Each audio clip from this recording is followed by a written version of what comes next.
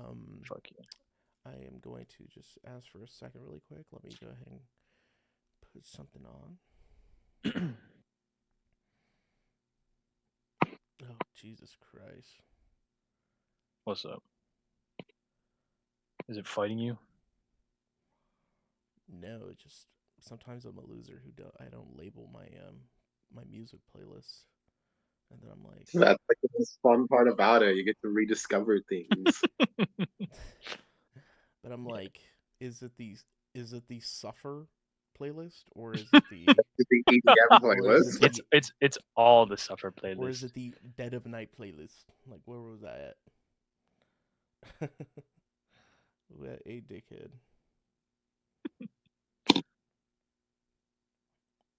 What is that? Who did that? Who did this one? This one's fucked up.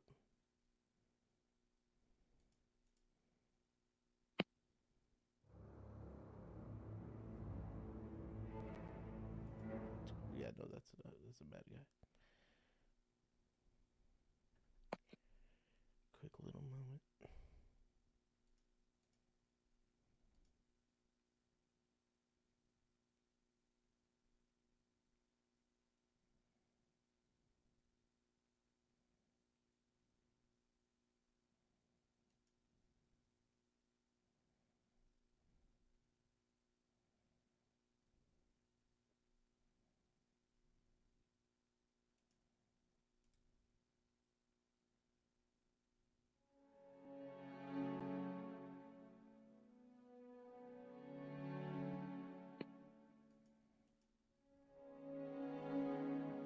Okay, modal. Yeah. All right. Lord Kenku. There we go. Last session, the memories of Laris murdering an acquaintance of Irene's haunted her as she struggled to sleep in the Vistani camp. In the meantime, Zayn goes to Tigran to attempt some friendly banter. Unfortunately for the knight, his attempt only dredges a hellish past up from the deepest reaches of Tigran's subconscious. In Victor's home, Calm is perusing the miniature library of the manor and comes across a memoir of a lost soul of Barovia, speaking of an amber temple, along with Victor informing her of the temple's location. Ismark and Oksana arrive and inform Calm of the new adversary they had the misfortune of meeting, and they make their way back to the camp at once. When they arrive, Ismark rallies the party and informs Irene that her monster has broken through the Veil of Barovia with every intention of dragging her back to her own personal hell. Her worst fears becoming reality, Laris, along with the cavalry of his men behind him, arrive to lay waste to the camp along with the party. When all hope seemed lost, the darkness of Vasily stretched from the shadows and consumed the party, saving them from death and Irene from a fate worse than that. Laris, in a fit of rage, wrenched Irene out of the darkness, but was quickly impeded by Ismark. In all his bitter indignation, Laris drove his sword into Ismark's neck, wounding the group one last time before they were lost to the shadows. The party, beholden to Laris's cruelty, watched on as Ismark's life seeped away. Oksana, more than willing to end her own to save his, freed her sacred blood from her throat in a bid to save the life of the man before her. Oksana's friends all moved forward, all having lost somebody to Barovia and refusing to lose another, saved her from her own fate. Vasily, in an effort to salvage what was left of their dear friend, assimilated himself into Ismark's neck, rendering it shut before the candle in the room was snuffed out. And that was last session. Awesome. Very well done. Very well done. Thank you. Okay.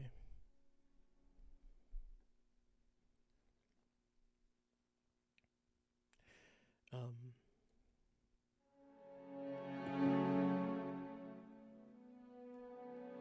Ismar's eyes open.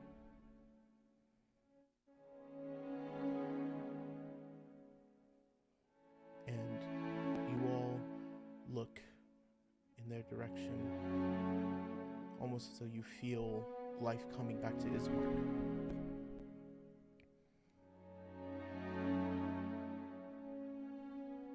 when that candle blows out, all of you are in complete darkness for a moment.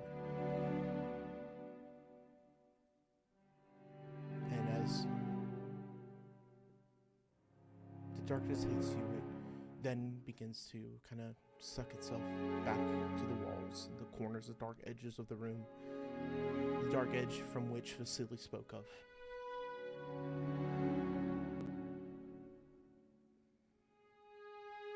Can I just ask each character just where their mind is as this is happening?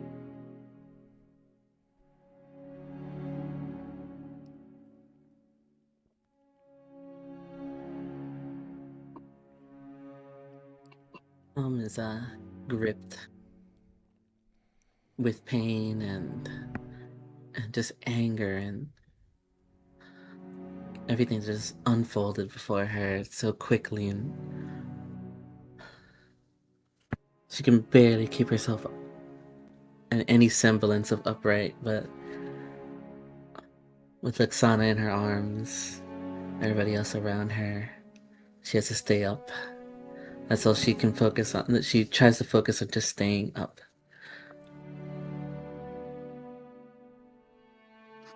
Tigran, having entered this room with the rare intention of saving someone and now coming out the other end, is near Oksana, and for once he is visibly rattled.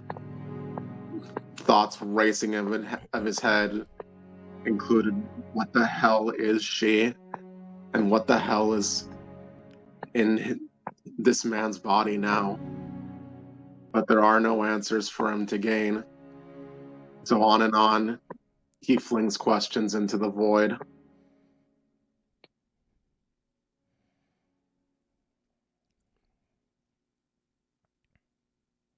I think Oksana is just looking into the dark where Ismark was, trying to see if somehow it's still him or if it's just darkness there now.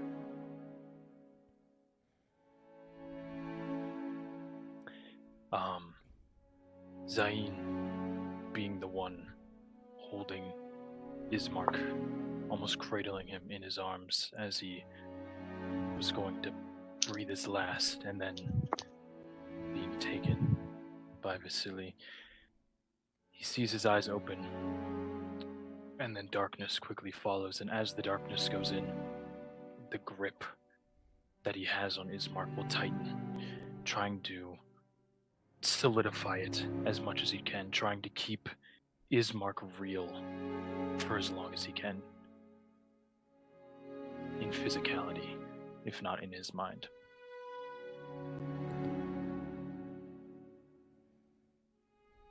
Irene is beside herself, sobbing uncontrollably beside Ismark.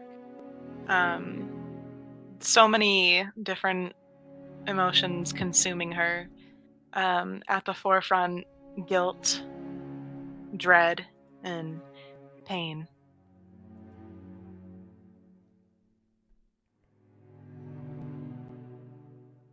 If all of your eyes look for where Ismark is, where he has gone, or making sense of the shadow that just again attaches itself to the walls here, to points that make no sense, like a point where a chair would be, and a point where, if you're trying to make sense of where you're in and what room you're in, you then see the shadows begin to stretch a bit more. You're in a larger room. There is a hallway ahead with, and you'll see there's an open door frame here. There is no door, and what you'll see is Ismark's body. Again, unknown to you as to if it is him or not. You will see Ismark walk from one side to the other, slowly, not looking into the room. but walking into a hallway of which you now have no vision over. And he walks down, and you hear the footsteps as it walks down this dark hallway. The door is open for all of you. Seemingly, through all the pains and wounds that you may have, you at least feel that you have the energy to move.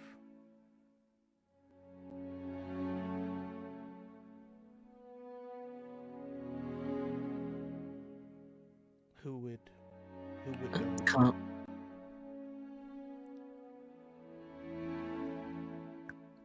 Zain's gonna go as well. Calm will rise with Oksana carrying her up. She'll keep the dagger that she took from her in her hand, like keep it away. And they both rise. Tigron's gonna notice the shifting of bodies as they move towards that dark hallway, and he's going to start quietly sputtering out, "What, are you fucking kidding me? You don't even..." And he's going to very quickly follow them, not wanting to be left alone in a room where he has no idea where he is. And before they start moving, Zain will put out his hand towards Irene and just say, we'll just say very quickly, Irene, come quickly. We must see what this is. Yeah, I think Irene needed that that encouragement, sort of to break her out of whatever she was in, and she'll look up at Zain and she'll like shakily take his hand and will follow them.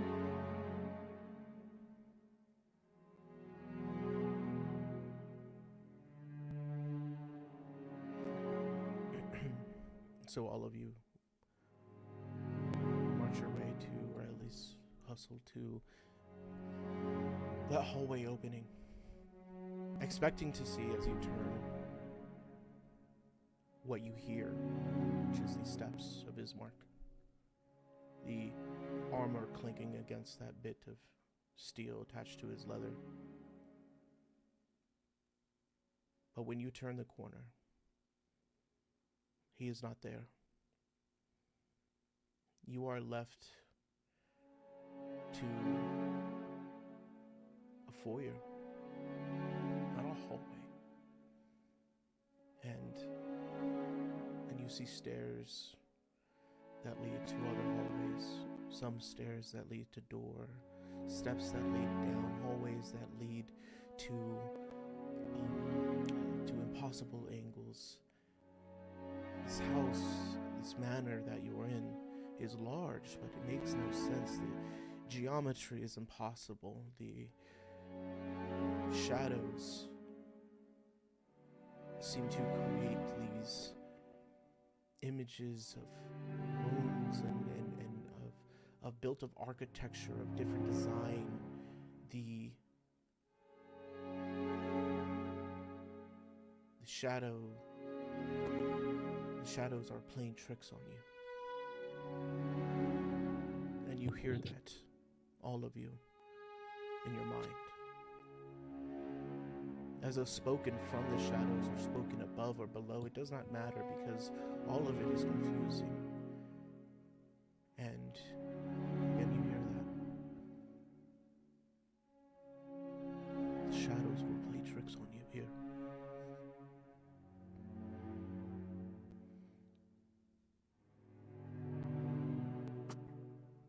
Are there any windows in this foyer? The windows do exist.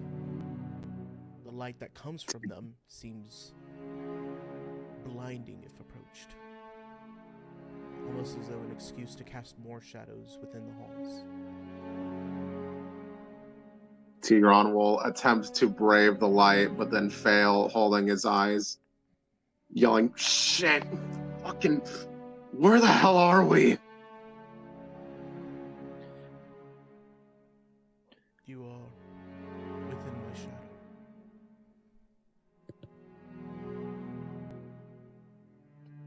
You are safe here. Safe enough. It took a great amount of energy for me to take you all here. And I will need to recover.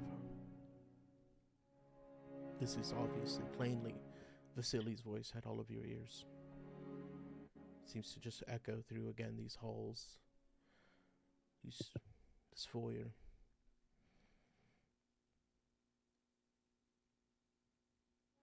And he will say,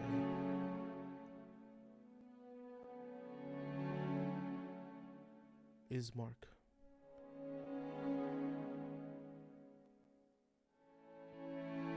Ismark has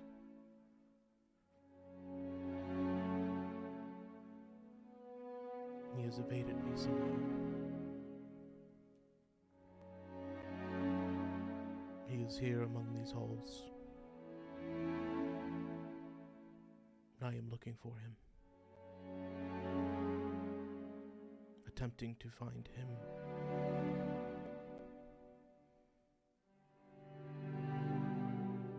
To explain what will happen next. I ask that you all help me.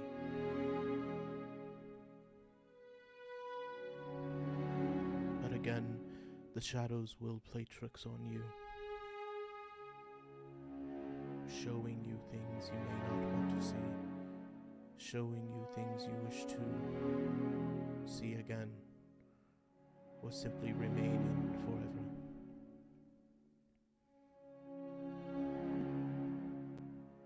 I cannot tell you that it is not real.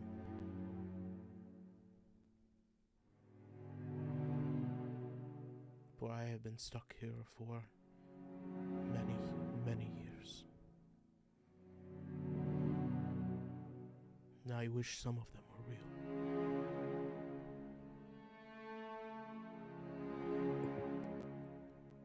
Brave this manner. Find your friend.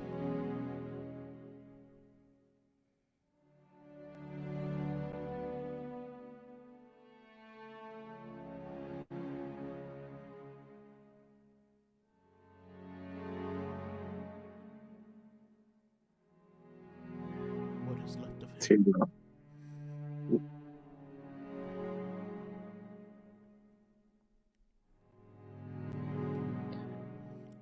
You speak in such terms of being trapped here, of this house playing tricks on us, yet you control it, do you not?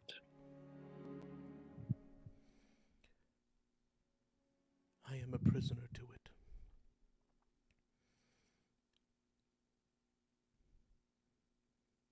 I wish I could explain more, but I too look for Ismark.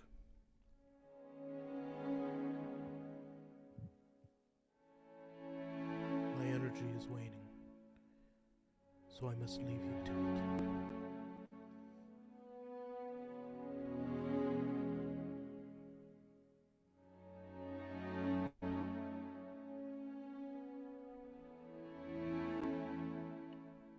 Zayn will turn to the others real quick and say,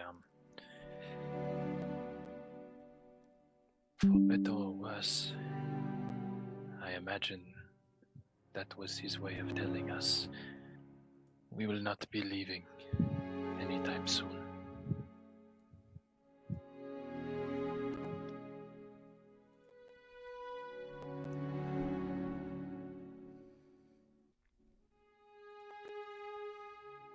In this foyer, there are many different exits, entryways, double doors, hallways that turn into more hallways. You see it all seeming to shift and flow at the speed of thought. Sometimes you can make sense of something in the shadow, and it can take the shape for but a moment. And if your eyes wander elsewhere, that shape takes form anew, seeming familiar or as foreign as you let it. And sometimes you have no control at all.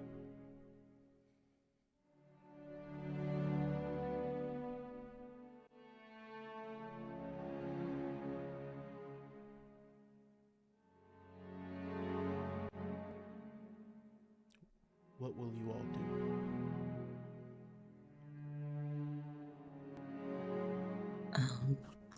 Is going to try and prompt Oksana a little bit, so she's just been dragged around really, and just like shake her a little bit.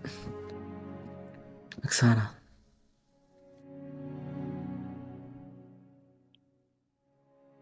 I think she'll stand. Despite everything, somehow she is more healed than she was before. And she'll just walk off into the darkness.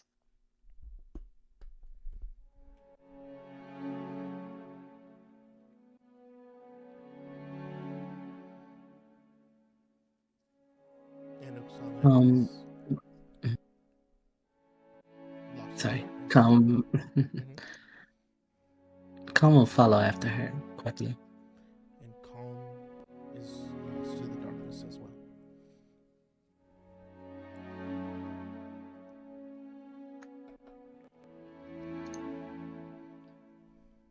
Zayn goes to take a step forward and to follow his companions into the darkness, but as he does, he off to the side of his helmet, causing him to turn to the side, down a hallway, no, a doorway, no, a corner of sorts.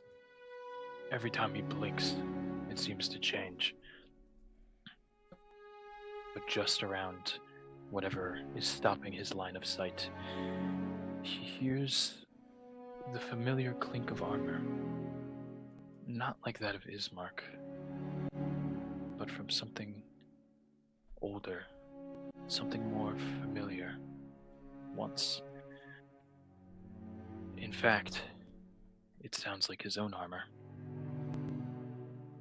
He turns to follow it down the hall. Zayn is lost to darkness.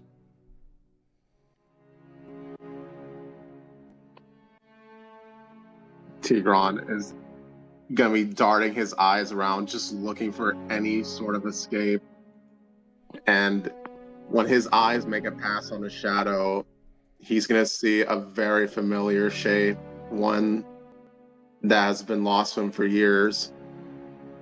And he's gonna double take and stumble back and say, "What the fuck?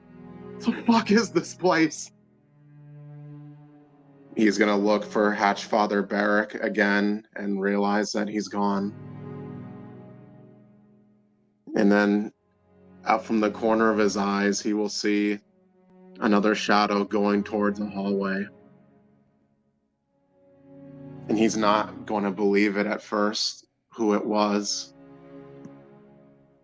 But he's going to feel Cinder making herself known inside him again, urging him to go on, promising him that he won't be alone in this, whatever it is beyond that hallway. And Tigran is going to fight against this urge to go forward, but he knows the only way out of this is forward. So ahead, he will nervously walk straight into the dark.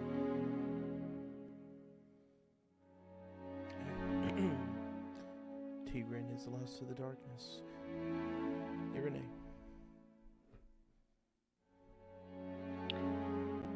Alone again. and she will she'll think to herself, if Ismark is lost, I'll do my best to find him. And she'll walk forward.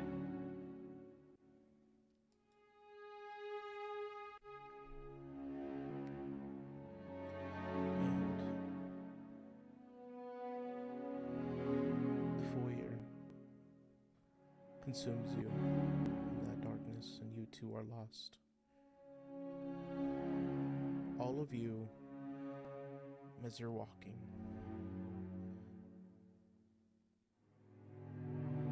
see different openings that lead to new foyers, to different entrances, to, again, entrances that you may be familiar with, ways out you may be familiar with, all of them cast by that same bright light, and it may be a hallway of a window that connects that's too far bright from you, or to the foyer, or to the outside. In each of these interior rooms, you'll find a candle, perhaps at the middle of the floor, perhaps on a chair, melting away in a corner elsewhere. Placed at a sconce, or where a sconce should be, floating there within the shadows nonetheless, casting out those shadows that you try to make sense of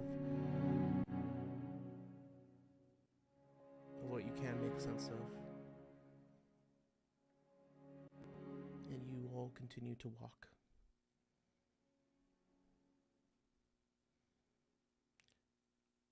Modal.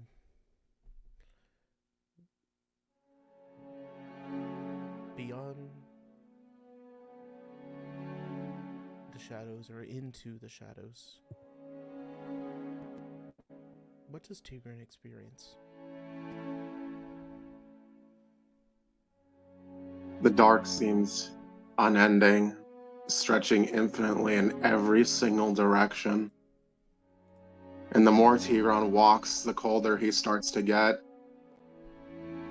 He snaps a flame to try and keep himself warm, but it's more like his body is trying to keep that flame warm. And he just walks on and on.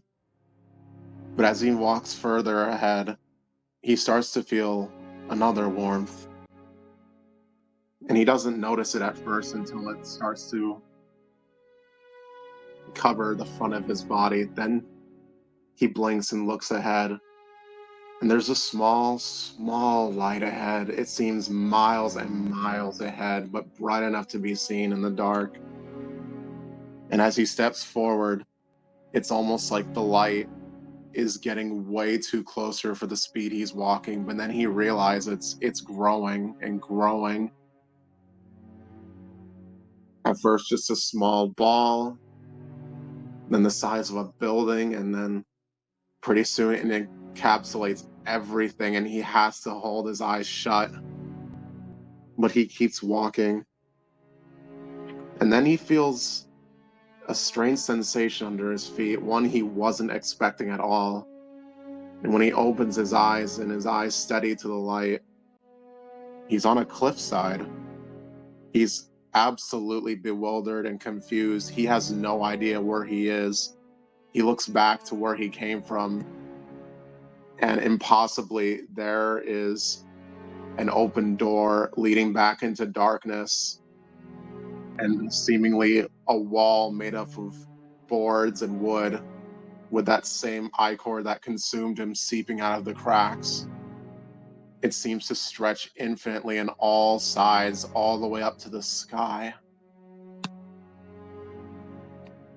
And he doesn't know what to make of any of it, but just in case, he leaves that door open as a potential escape if something happens. He looks back forward, and there's again cliffside with a forest to the left and a large deep fall right before it. He's going to walk forward, and he recognizes now that he's in his mountains, but he doesn't know where exactly. He looks up, and the cliffside leading to a fall, leading back to where he is very, very tall. And he's going to keep walking on. And he's going to, after some time, he'll look up again, and he'll recognize some rocks of familiar shapes. He's going to look puzzled. And then slowly, as he walks forward, it dawns on him exactly where he is. And his blood will run ice cold. He's going to hope against everything that he doesn't see what he thinks he's about to see. And he walks a ways, and then he sees the first body on the floor. He's just a child, a hatchling. And he knows immediately where he is. His worst fears confirmed. He walks past it, and another body, another, and then another. Pretty soon, the floor of that cliffside is covered in corpses. All hatchling, all children who ignored the warnings of the village, of the windswept cliffs that children would go to play near. And the unlucky ones being pushed off by the gale force winds straight to their deaths below.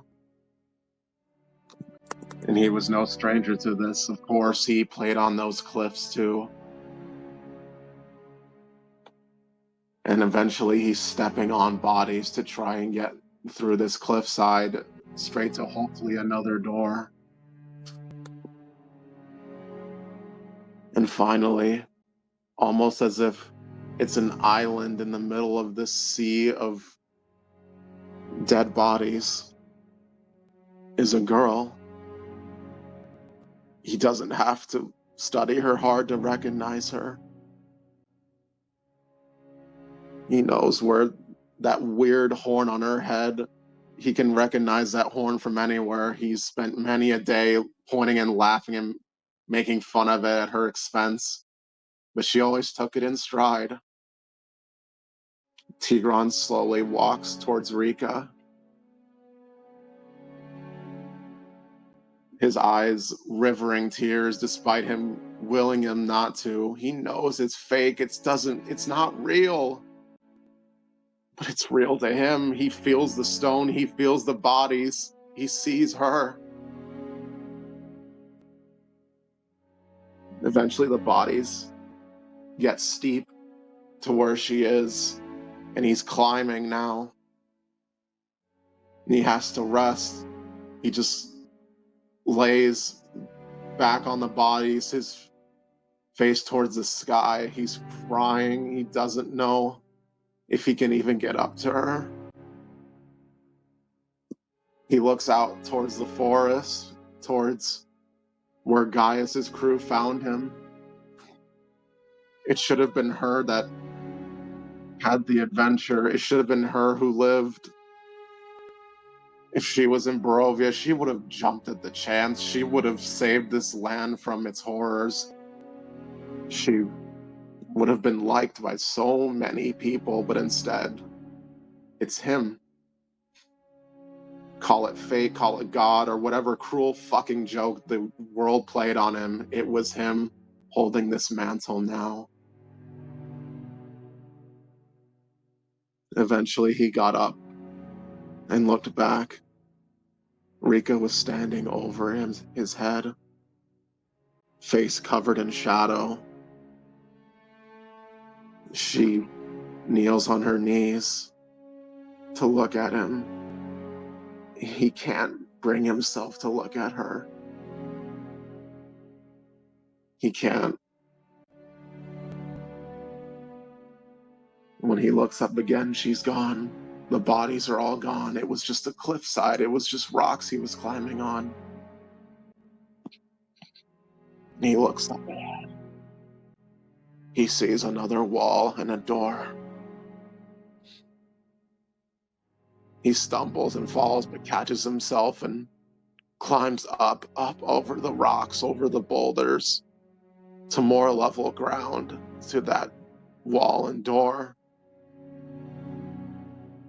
And he falls to his knees again and slams his head against that door. If this was whoever that was that saved him's idea of mercy, of compassion, he had a long fucking way to go before he knew what that really was. And he reached for the knob, hoisted himself by it, and he opens that door to wherever it goes next.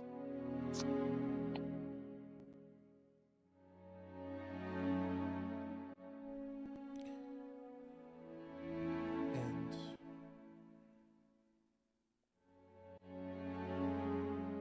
out that door, maybe catch the hair, or rather the shine of at least a peaceful armor. Maybe you hear it for just a moment before you get further lost into the darkness, and that armor walking through is Zayn. Zayn, you don't see. You're following something. What are you following? Zayn steps into his own darkness, rounding this corner, seeming to follow the footsteps of himself, almost one that perhaps sounds like him. And as he turns the corner, he enters not a room, but a courtyard. A vast thing, the shadows stretching up upon the walls in mimic of high trees. The ground beneath him shifting from the dark panels of the house to grass and cobblestone. A pale mimicry of a scene deeply important to him, one that he thinks of daily, hourly, perhaps. The day of the dragoning is before him. Shadowed knights in similar garb and armor to Zayn himself, while his is now run down and ragged, well worn, standing the test of time, but having lost its glimmer. The Shadow's armor is not such. Perfect, flowing capes, helmeted, their entire form determined in their task. Each one of them, save for Zayn, is knelt down before a podium. The ring of trees around them seems to bend away from the courtyard, as if nature itself is given witness to this moment. Stood before them all, another of the Dragon Knights, older, much older, faceless as all the shadows are, but even without his visage, he is known to all of them and to Zayn. There's a spot missing amongst them, an opening in the crowd, the spot where Zayn himself kneeled, and he takes that spot again, his body moving and kneeling and looking up towards the man who gave them their commands before his brain can even think to second guess the action, to even think it might be a trap, or it might be in his favor to just step away from the memory. He is knelt and he is listening. And the man speaks. Perhaps it is in Zain's mind. Perhaps the shadows themselves can reach into his brain and pull these words from his very memories. Whatever the case, the door behind him remains wide open. To Zain, there is no door. To Zain, there is only the moment before him. Whether in his mind or his memory, the man speaks. Before you go, look well upon one another. For it is not the weapons at your side that makes you mighty, but the hearts that beat beside your own. Today you carry our banner and our sigil into the land shadowed by doubt. Yet it is in such places that true glory is born, not from triumph alone, but from courage in the face of fear, mercy in the heat of battle, and steadfastness when all else falters. Remember this: glory is not a crown for the victorious. It is a light we kindle for those that come after us, those we inspire.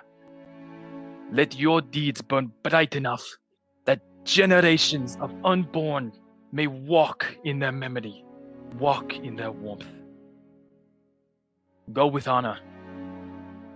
Stand with your brothers and sisters, those you find and those that are with you now. Return with the knowledge that whatever awaits you beyond these gates, you will meet it with the full measure of courage that Prohinia has raised you to bear. Go now, my dragon knights. May your weapons strike true. May you bring glory to the hero. And may your hearts always shine bright.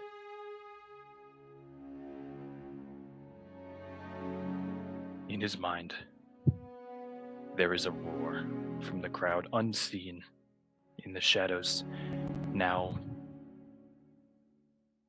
pathing off from his true memory. In his memory, there was an eruption, an applause, the hollering of every Dragon Knight rising from their knee and praising the Lord Commander for his words. He wants to do the same. He wants to stand, he wants to shout, he wants to give praise to the man whose words follow him every day. But in the shadows, there is nothing. It is as if the memory has frozen, its time having come to an end in this room. No more to be done, but stand up, turn back towards the doorway. With these words alit new in his heart again,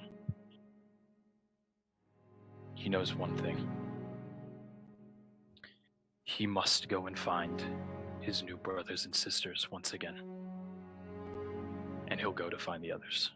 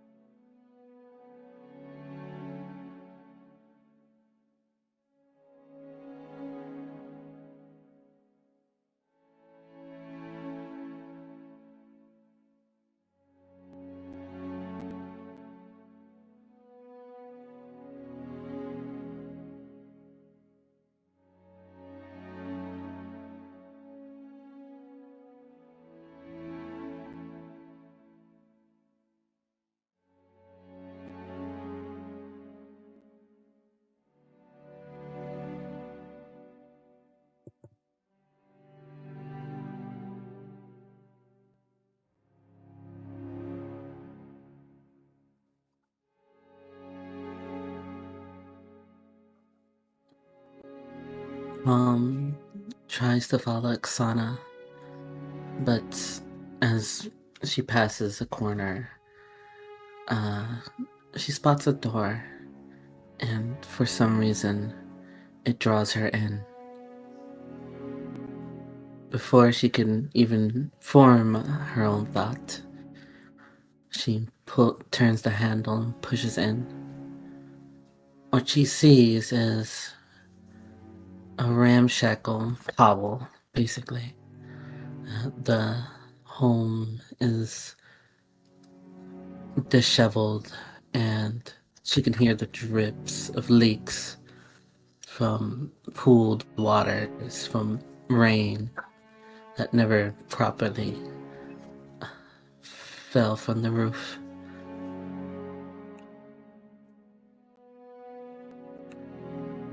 When she scans around, she knows exactly where she is. And the door closes behind her. She steps forward and sees the silhouettes of two tabaxi.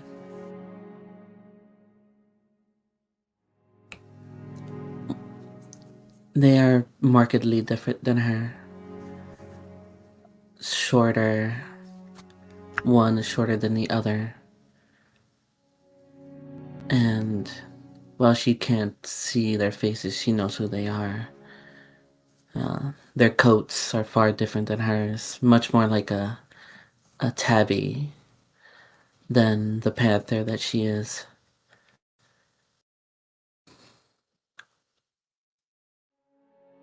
She stands there. She's unsure of what she's even saying. She knows that they are not here. But she motions towards a chair and sits herself down. So she's used to this chair. It's a familiar one, worn down by use, but it keeps her eye level with the other two. In her pouch, in her satchel, I would say, she pulls something, a letter. She passes her fingers over the parchment. It had not even been clasped in an envelope. Something that's just gone unsent. She unfurls it and looks over the words.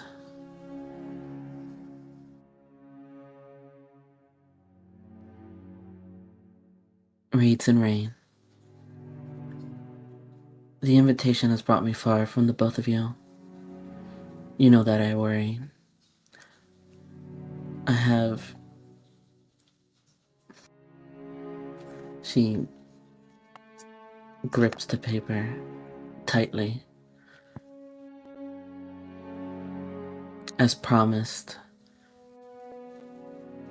I will sit...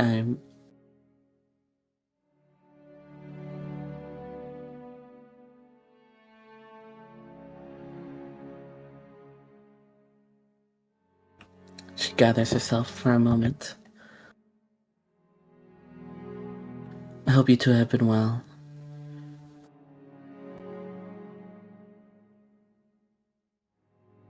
The further apart we are, the more I worry. It was inevitable, though, that we'd be pulled away.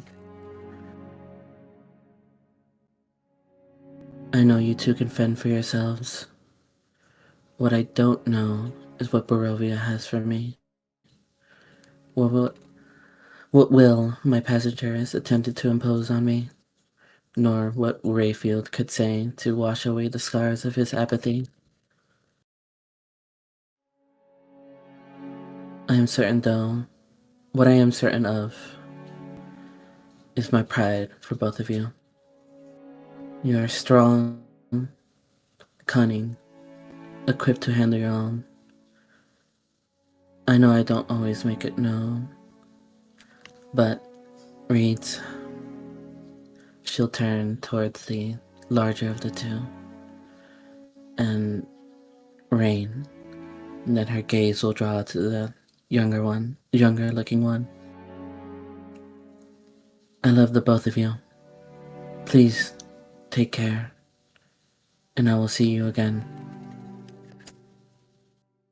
She closes the note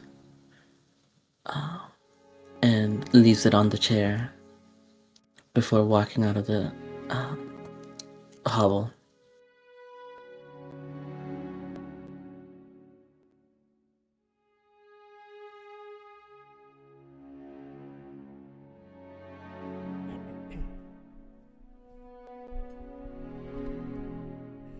Will you be lost to the darkness? Yes, she's walking away.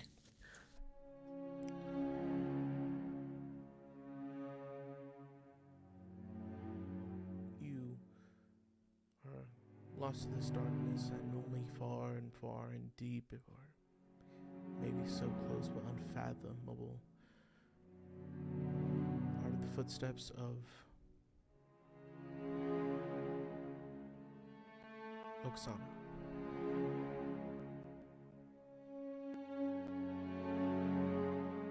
Oksana, where are you going? Oksana walks through the darkness, not registering the shifting house around her until she hears music, and it's light and beautiful, gentle, and invites conversation. And as she passes through an open door, it's into a beautiful room. It's large and well lit and full of shapes of well-dressed people. As she walks to the center of the room, shadows form around her, moving as if they were accelerated, time passing so quickly for them. Dozens and dozens, the size of children, then growing and being joined by others before fading. And she begins a sort of dance, moving in a very practiced way, as if she'd done it for years, hitting marks that seem natural to her. Flourishing, you would expect magic, but drained as she is, there's no light from her. And the shadows, some are gentle, and they relish in the music with her, and others beat down against her, everything fading away. But they shift soon enough, and a new group of shadows raise in their place. As she mimes, a pin to her fingers or a knife to her palm, spreading them over where a glass or a banquet would be, and beginning her dance again. But as she goes, and as the shadows continue, the room around her dims, a little less grand, the music less perfect, the shadows in the corner, bored or disinterested in her dance. Until finally the shadows just close around her into a punishing darkness. And she's struck with confusion that things had been so consistent and she hadn't changed, but it wasn't good enough anymore. And she would be sent further into darkness, into something she didn't know. And it's not betrayal that strikes her, or even fear, but guilt of her failure to be a disappointment. She doesn't try to move from the room. She stays in that deep punishment that she's found for herself.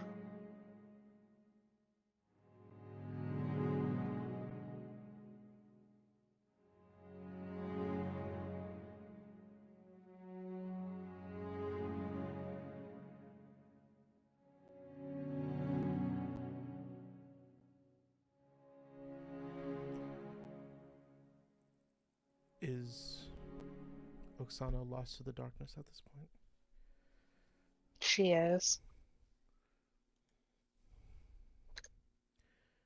And so the darkness consumes her. And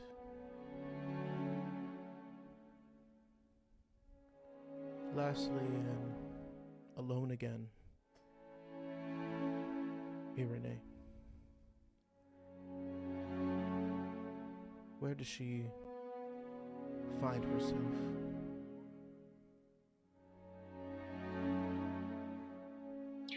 The first door that Irene stumbles across, she decides she'll try it. And when she opens it and walks inside, a great mass of inky black shadows swirl through a thick, oppressive mist. Irene looks ahead to find a tall, broad silhouette with pointed ears standing before her. A hand extended in welcome. The warmth in his presence is unmistakable. "Come along, Yuri."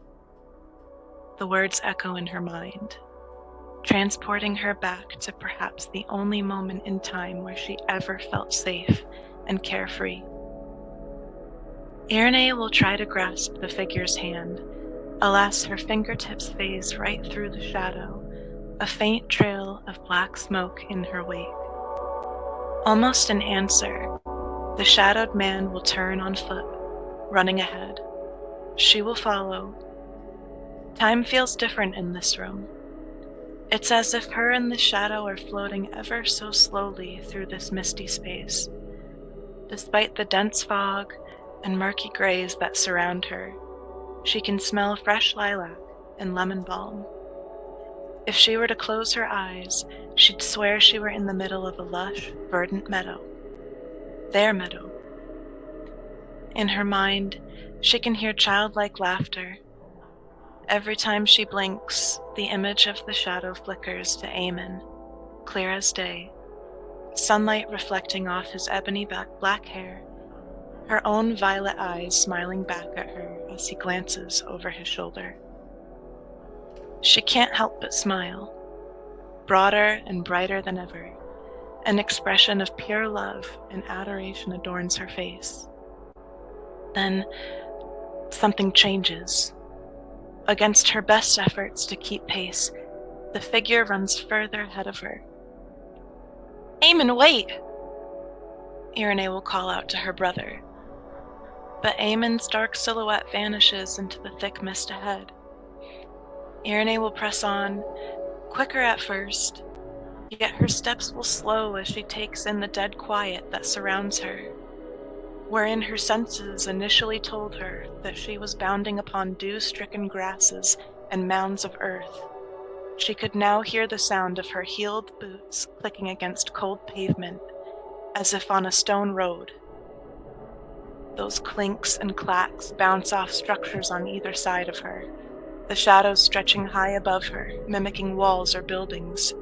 In the distance, shouts, cries, and screams. Irene can feel her heart beating through her chest as she approaches. Finally, she sees it.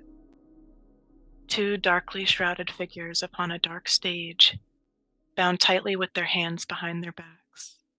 A rope made of shadow snakes loosely around their necks. Irene pushes through the faint shadows huddled tightly together. Whispers and hushed voices crowd around her as she nears that stage. "Bitch wife, disgraceful son, casting shame upon the Valen name." Irene remembers the venomous ire in Lord Baylor's voice as he belittled her mother and brother. "Traitors to the Empire, cursed and corrupted," she hears, and the whispers around her grow louder. "Corrupted," Irene says. "Never! They're fighting for a better future." And it's as if she is invisible, a silent spectator. No reaction to her outburst, not a single beat missed. "I'm sorry, Garrick." The words hang in the air and her chest tightens. Melithnine, you promised me forever. Her mother's shaky voice echoes in her mind. Then Aemon's words ring through. Never submit to them, Eerie. You fight like hell. And then a vicious crack. The shadow-covered figures dropping roughly into the nooses now digging into their necks. Irenae shuts her tearful eyes and jerks her head away. Then a voice more prominent, clear as day, cuts through the cries and whispers around her. You disrespect the dead, my love. Do not look away. Watch. Watch them. And when Irenae finally musters the courage to open her eyes, there will be nothing. No voices, no dark figures. Just a black room, a lone candle flickering quietly in its center. She stares into the flame, eyes heavy with sorrow.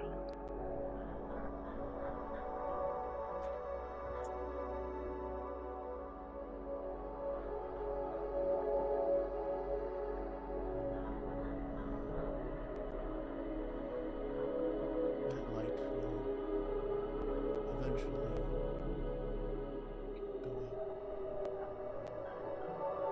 and you will be lost in the shadows again.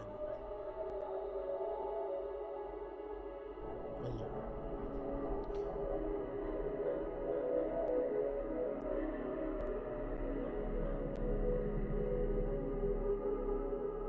Is there another door that anyone goes through?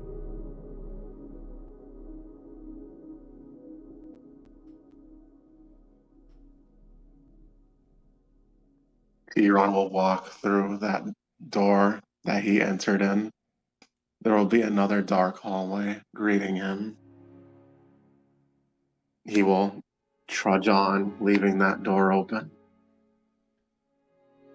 Instead of the small light at the end, he sees little streaks of lights at the end of the hall. And as he gets closer to them, the streaks become slightly bigger, and the frequency in which they appear begin to grow more and more collected together, almost as if they were lightning bolts. The thought of lightning bolts immediately froze Tigran's blood again. He knew where this hallway was taking him. And the hallway would not wait for him to turn back. Suddenly, a large flash of lightning will appear in front of Tigran's eyes, as if the bolt itself landed right in front of him. He is blinded for a moment, and when he regains sight, there he is. His old mentor, his only friend, Merak, wielding his obsidian scepter before his friend, now a murderer, a genocider of villages. Tigran will immediately turn and run, his trauma almost as if it was happening all over again, fresh in his mind once more. But he won't make any distance. He'll be grabbed by the neck again, lightning surging from the scepter again, electricity going through Merak's arm into Tigran's body again. He will see more bolts of lightning before he's blinded again. When he opens his eyes again, those bolts of lightning, those spider webs of electricity will become instead spider webs of tree branches and leaves.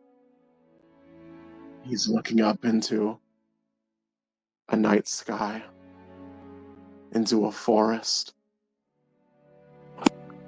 He'll look straight again. He sees the woman cowering in front of him, the woman who saved his life. and the circle of bandits getting closer to them, closing the circle, making the arena smaller. He hears Gaius's laughter, his echoing, booming, cruel laughter.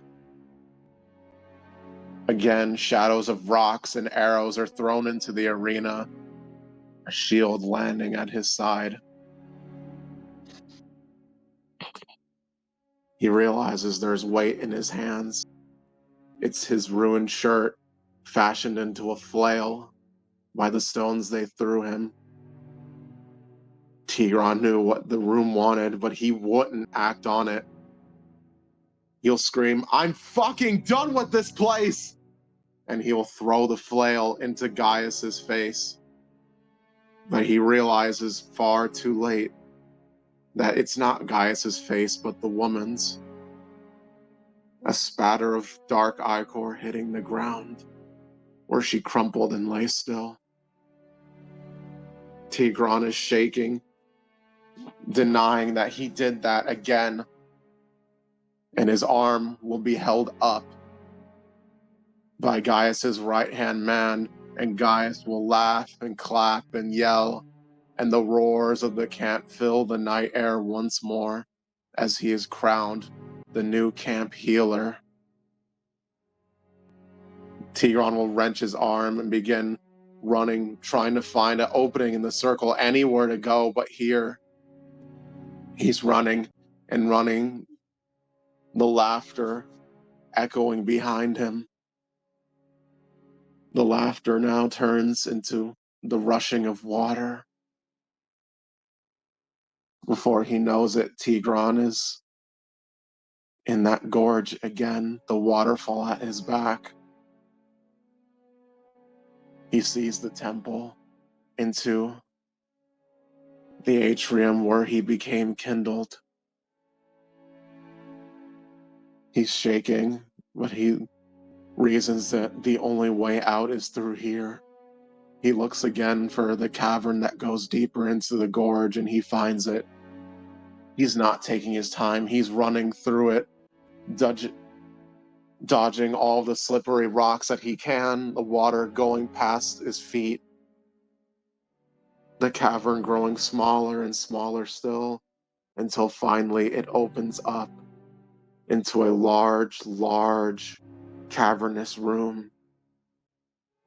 The hovels of the long abandoned wildfire druids lay just as empty as the last time he were there. And the wilted tree in the center of it, he sees a bird perched on its branches. A bird that looked just like Cinder. Tigran will blink, and suddenly that dark shape is in his face, covering his vision. He yelps and scrambles back just like he did before. And at that point, the real Cinder will emerge from him and cast light into the room. The shadow of Cinder dissipates instantly. Cinder will fly back and perch on Tigran's leg, worried.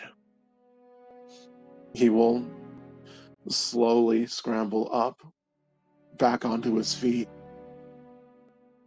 And where Cinder's light reaches, there is shaped a doorway, not of wood, but a solid, dark hole shaped like a door. Tigran will stare into the abyss, and then the corner of his vision will fall on Cinder, the only real thing in wherever he is now.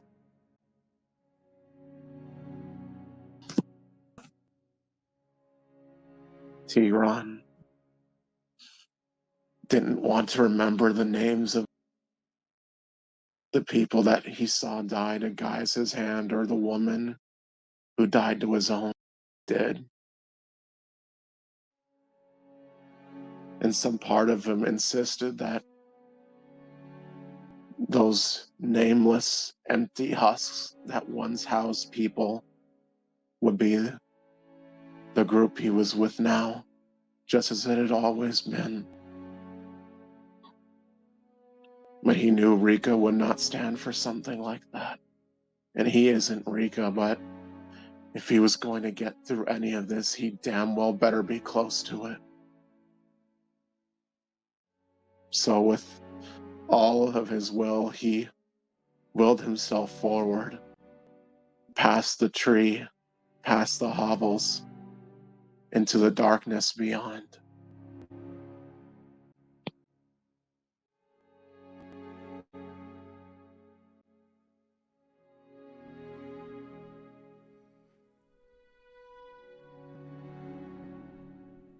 Beautiful.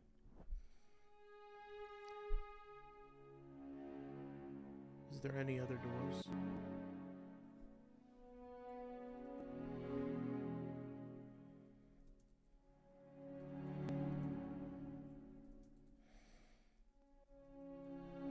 Thank you. You all find yourselves still traversing the darkness, looking for Ismark, unbothered by Vasily, or rather unable to reach out to.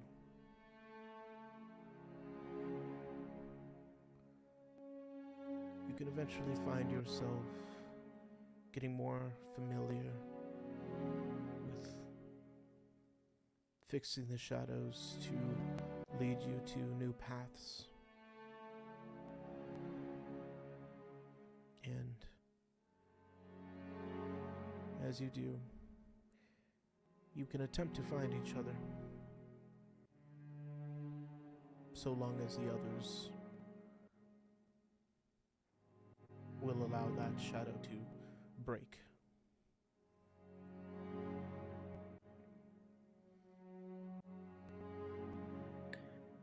Zain is going to attempt to find at least one other. He's not looking for anyone in particular, just searching for those he knows in the shadows.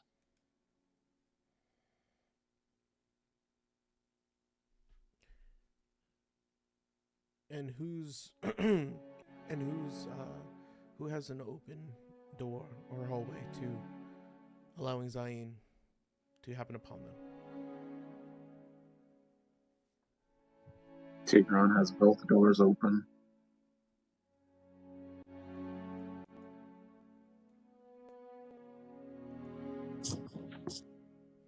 Irene's door is also open, as she did not shut it behind her. As is Oksana's.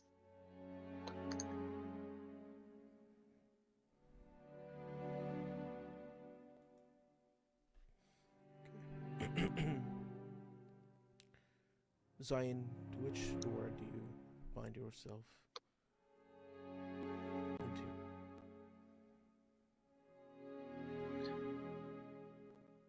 As Zain goes from corner to doorway to hallway to corner, a seemingly endless labyrinth,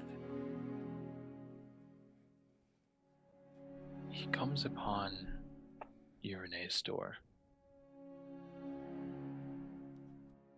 How much of the scene, either Judo or Yoon, does he see? It's up to you, Yoon.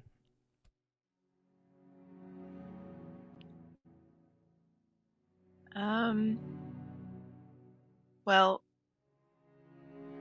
I suppose that would depend on when he happened upon the door. You choose. It was left open, so yeah. Maybe I would say probably as she's walking on the stone road towards that stage. So he would have seen that bit. Gotcha. And Remind me, how does she end it? What is the last action she takes? Is she staying within it? Does she turn back towards the door? Yeah, Where does she end up? so she was staring into the flame until the light went out. So after that light goes out, she'd probably turn to make her way out of the door she came through. So at that point, she'd probably see you standing there watching. Gotcha. Yeah. Then picking up from that moment as the light fades within her memory and within the memory of the room, and she turns around. Zain is in the doorway. He makes no second guess of it. He is not hiding. He is not peeking. He is stood within the doorway, almost filling it, glancing into this moment in her past. With his helm on, his expression is unreadable, but his focus, nevertheless, is obvious. He is stared directly at her.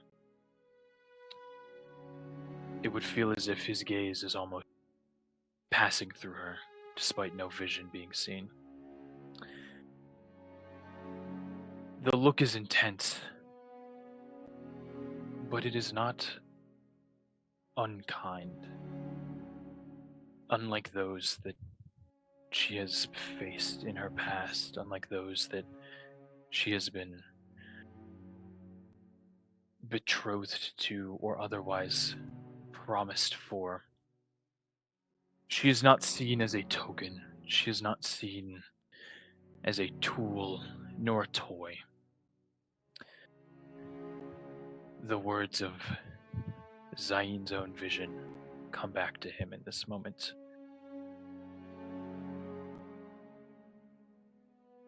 Staying close to your brothers and sisters, staying close to those you meet along your path and your journey, uplifting them, inspiring them, so that glory might be won. And if possible, if she stepped towards him, or as the vision fades, he steps into the room. He is going to hold out his arms very low, almost to his sides, in a well-meaning gesture, and say, just as he gets close to her,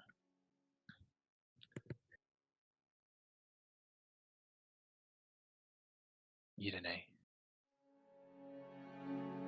you are allowed to fall apart if you need to. When you are ready, I will help you stand tall again.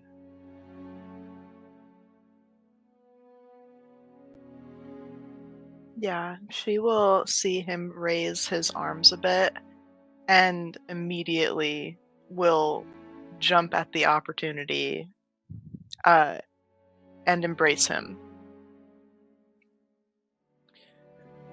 The chill of Zain's armor pressed against her, only matched and only overthrown by the warmth of the hug. His leather-bound arm, coming above her shoulder to wrap over and around her, pulling her deeper into the embrace. It's clear that it could have. It's clear that she needed someone in some capacity for comfort. Going from being so strong when facing Laris, having to put on that mask when she was screaming inside, to then losing Ismark and dealing with the crushing guilt. having all of that on her shoulders and then to experience this vision, she is crumbling. He is going to,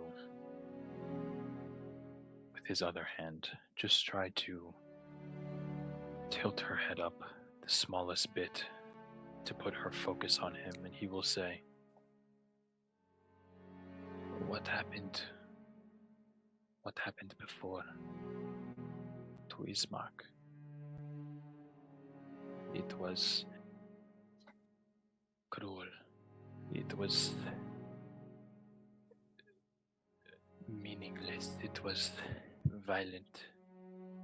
It was a great many things, Irene. But it is important that you know one thing that it was not was your fault.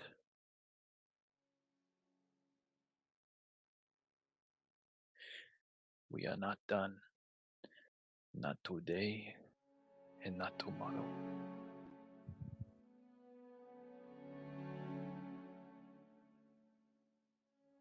She will look into the darkness in his helmet, and there is just a void, but she can feel kindness. And she will stare into that void with tears in her eyes, and she'll nod in agreement. And she'll do her best to believe Zain's words. Even if it's just to get her through for now. So they can find their friends. And her grip on Zain will tighten. And she'll say, We should find the others. I worry for them. Before we go, the others matter, of course. But it is important to make sure that you are okay. I meant what I said. You do not have to be okay right now. Just do not give up. I will walk with you until your light returns. She will hear him, and you will feel her tenseness relax a bit. And she will lean further into the embrace, and she will just kind of stay that way just for a few moments longer, really soaking in that comfort and trying to center herself and find her peace as much as she can. And then, only then, will her grip loosen a bit, and she'll give Zain a reassuring nod that she's ready to go forth. Zain will stay holding her in his embrace as long as she needs. And as he feels her ready to finally, after as many moments as she needs, once she is ready to pull away, he will loosen his grip and he will let her free. And seeing that she is ready, seeing that she has steeled herself for what is to come and nodding at him, he will nod back. And he will begin moving towards the door. And as they walk, he's gonna turn his eye down to her.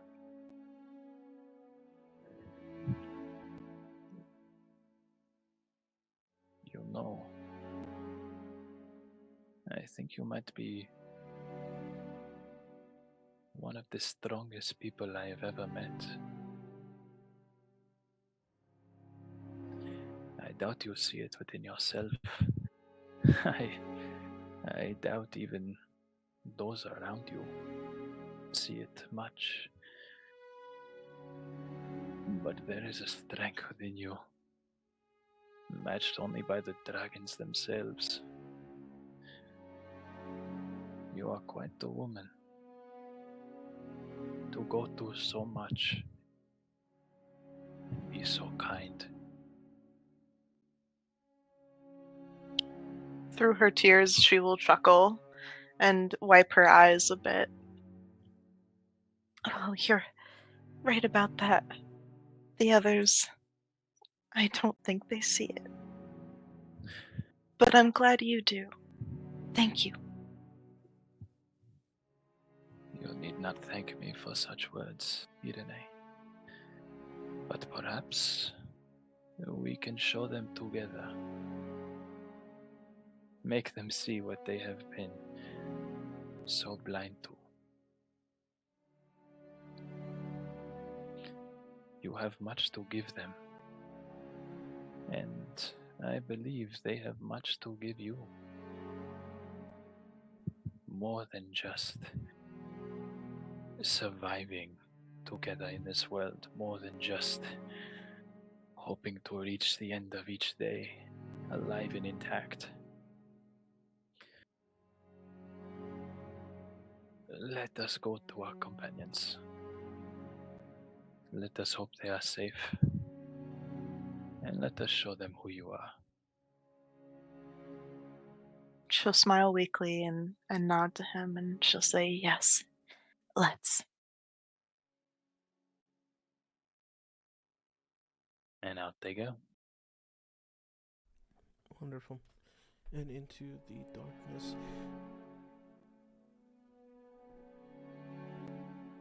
Where is Calm finding herself? He's closed the door behind her, finding herself in the dark again, and she realizes she lost Oksana during her way, and she would search her out again.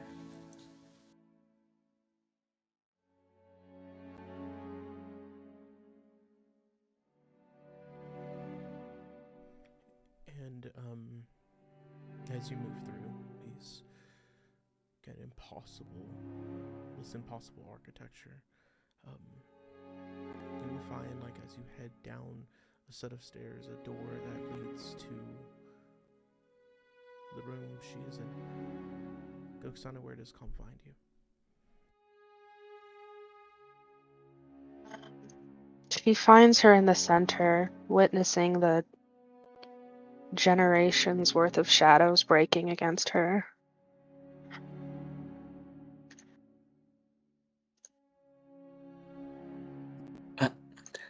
Calm wades through the silhouettes and pulls at Oksana as she's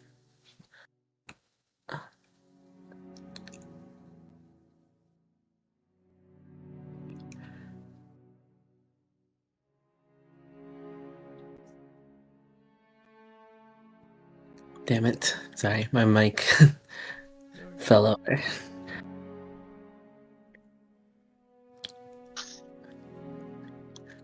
She pulls at Oksana and pulls her from the center where everything is crashing against her.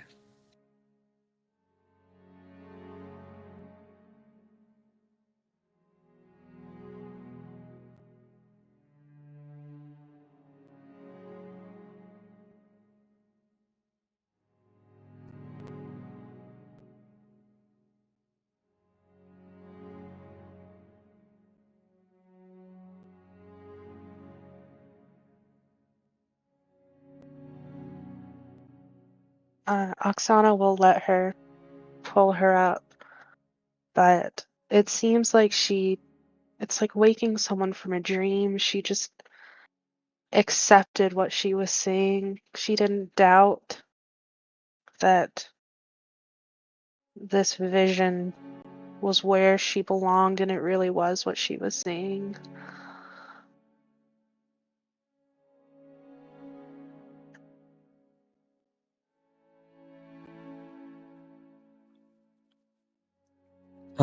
Turns sees all the silhouettes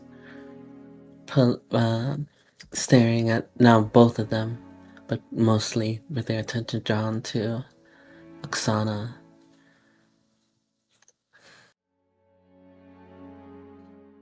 She, her lips curl into like a snarl, and she'll pull her sword here.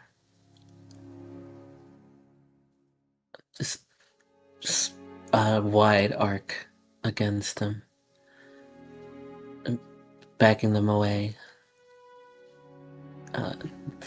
being very defensive of Oksana here.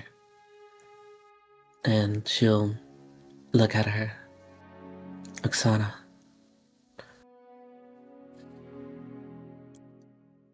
This is not real. You know this. Don't hurt them. It was my fault. Don't hurt them. It's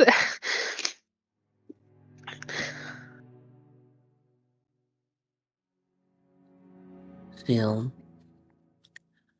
sheath her blade and pull Oksana free from this place, just away from it all. Away from those silhouettes that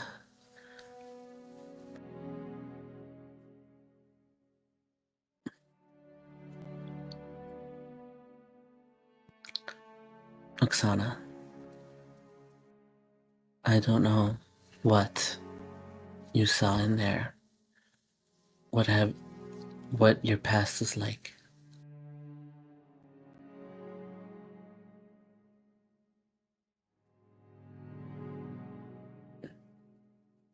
You have to put it behind you.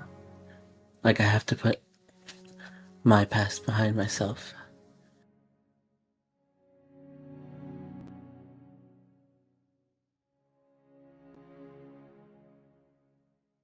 When I listened, it was good. They told me what to do and it was easy. And now I couldn't help anyone. It didn't make a difference. What?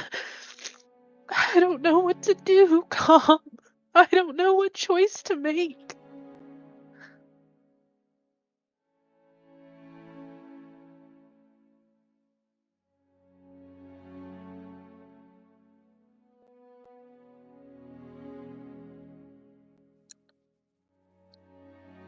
I cannot be your decider. Nobody can now. And I know, Oksana. It is so much easier to be directed to let someone make decisions for you. But here, there's no sense of we have to make these decisions. We can't turn our eyes when there's people and places in danger. I know it could feel so hopeless. I could do nothing against that man. But if we lay down here, then we will never have the chance to do anything.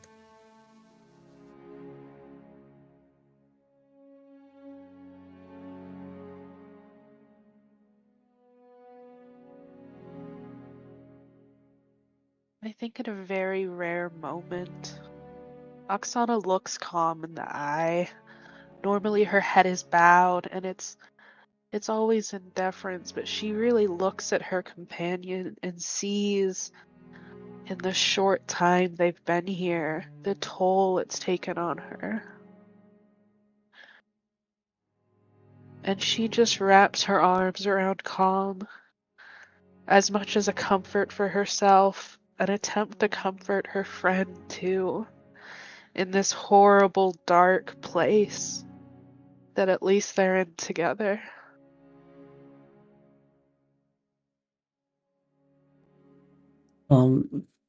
For all her subdued mannerisms, pulls with the embrace, and she can.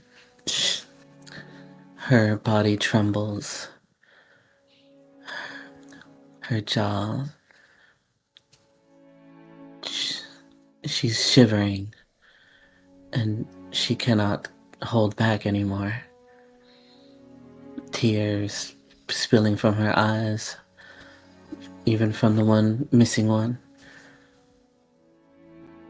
And they stay there for that moment.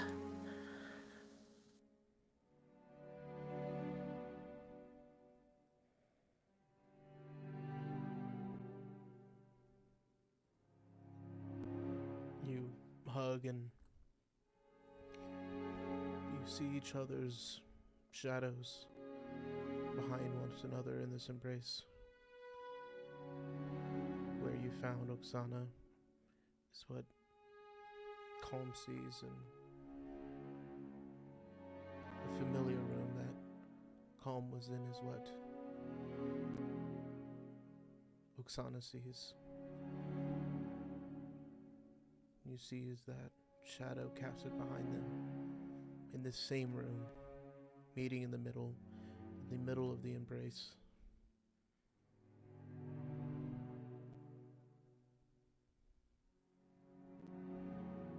The shapes begin to change, grabbing some from the other, shifting forever.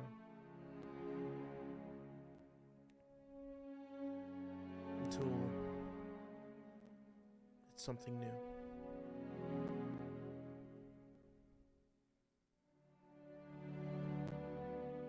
Shadow casted on both of you.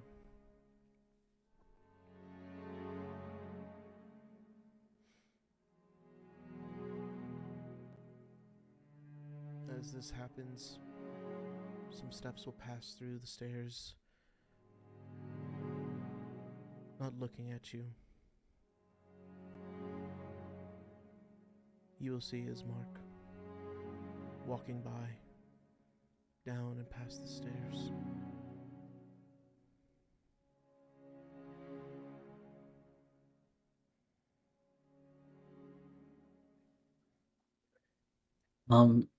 Manages to pull from Oksana. He's here. Vasily's words. We have to get him before it's too late.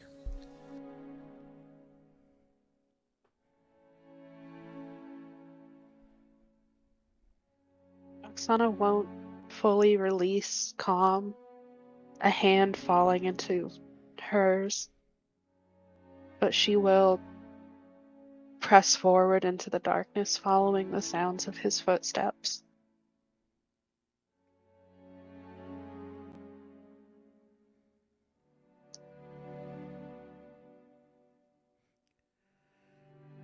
Calm accepts the hand and will go with her.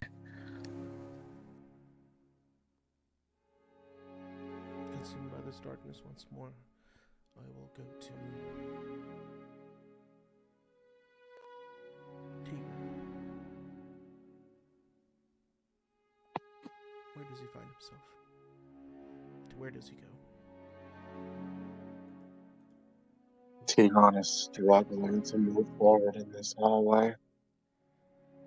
It seemingly has gone on for ages. Nothing but dark, nothing but cold. But yet he struggled on, a dying ember in a blizzard. Cinder's light the only thing guiding him forward. His eyes flicker open and closed. And the next time it flickers open again, the light will catch off of something. He strains his eyes to see what it could be. He sees light shining off of metal. At the top of that shape is a bird's head. Tigron's breathing begins to quicken. Out in the empty, dark cold, he will rasp out, Zayn. And he will try to walk faster.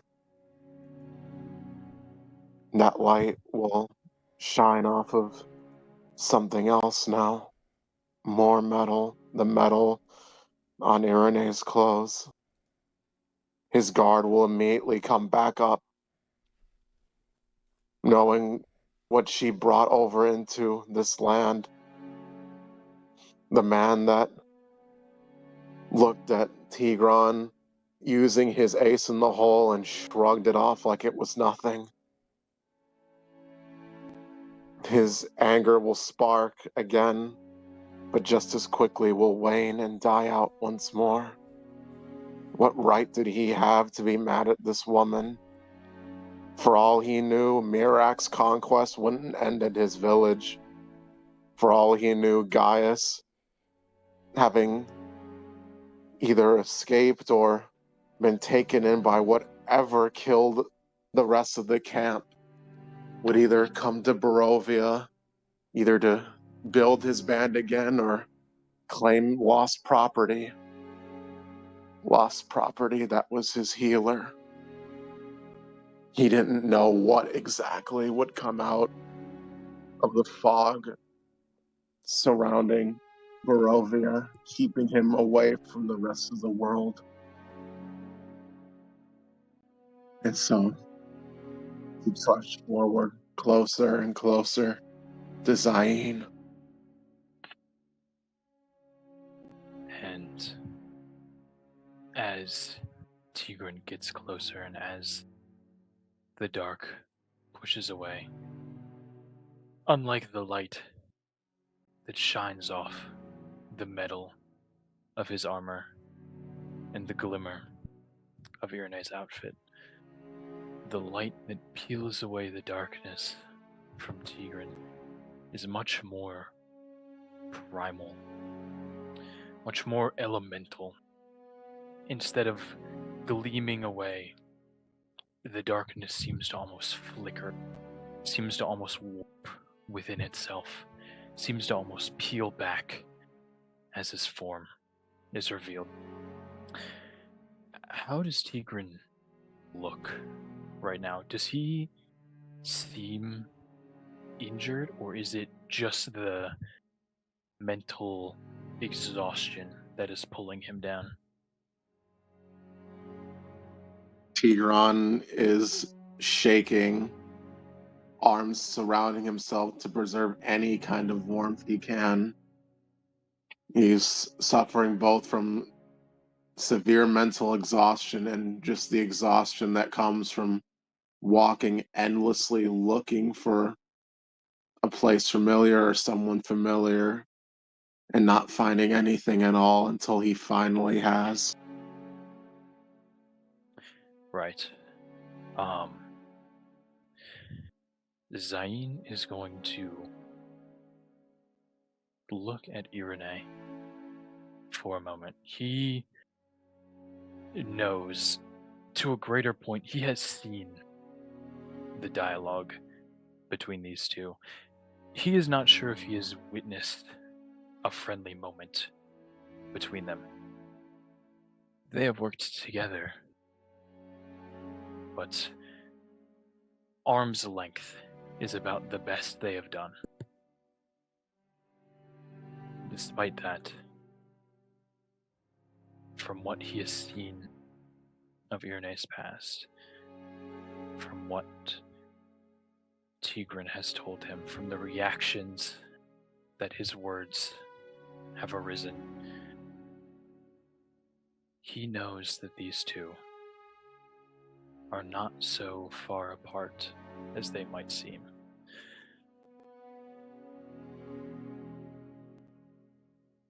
Irene was hurt. Tigran was hurt.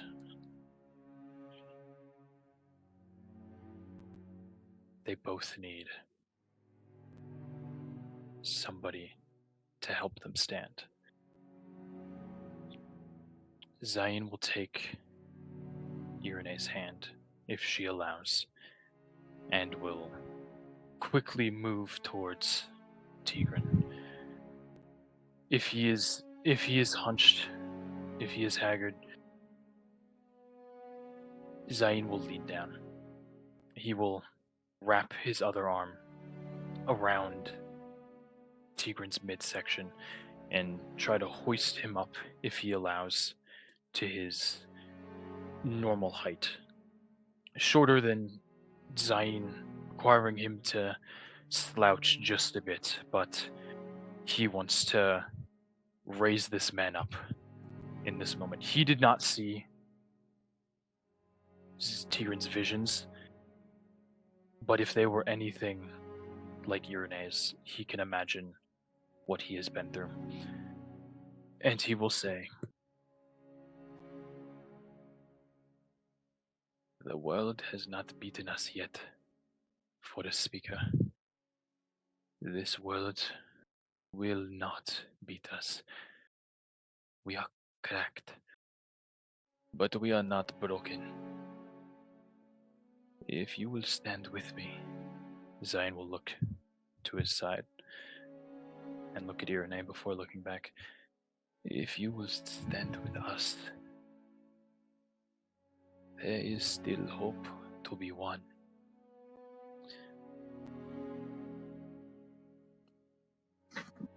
Cinder will immediately fly off Tigran and try to nuzzle both Arene and Zayn at the same time. Little beads of white coming off of Cinder's eyes and falling to the floor before burning into little embers. And Tigran, as he's being lifted back on his feet, will say, "So we're just a bunch of fucking roaches, huh? Don't know when to die, don't know when to quit. Ain't it fucking fitting then? Fine. That's all we can do. I guess I can stand up just one more time." "Stand with me." Zayn will look down at him and sort of shift Tigran less to his side and more standing in front of him, so that both Irene and Tigran are more or less faced with one another. "We need to find the others badly. I do not want them staying in this place alone. I do not even want them staying in this place, just the two of them. But before we continue, we need to make this right." And he'll look at... Sorry, go ahead. Irene will stand by Zayn's side, and although she doesn't say any words, her expression is not one filled with rage or anger. Rather, her expression is soft, sympathetic. Her eyes are filled with gentle kindness that sparkles even in the dark. And she is looking right at Tigran with those eyes, and she will give the smallest smile. And she'll look to Zayn and back to Tigran, and she'll say, "We have to stick together, and we need to find our friends." And she'll look at Tigran once more, and she'll say, "Come with us, and we'll find them all together." Tigron's mind will reel from this.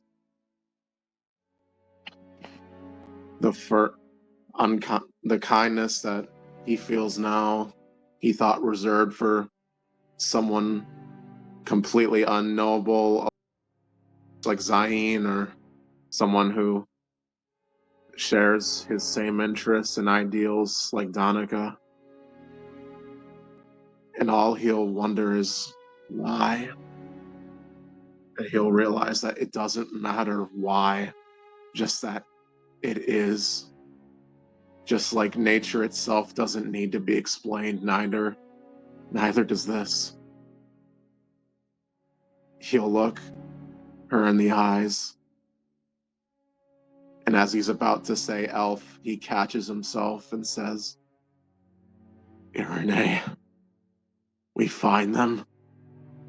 We kill your monster. And whatever the fuck comes in our way after that.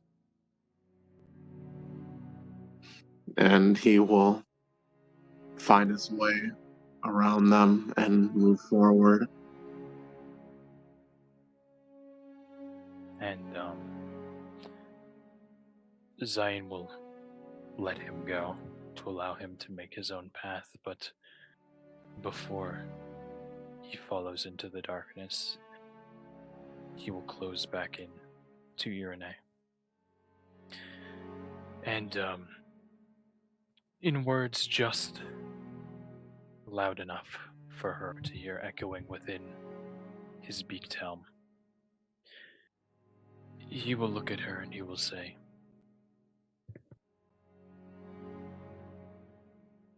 It cannot have been easy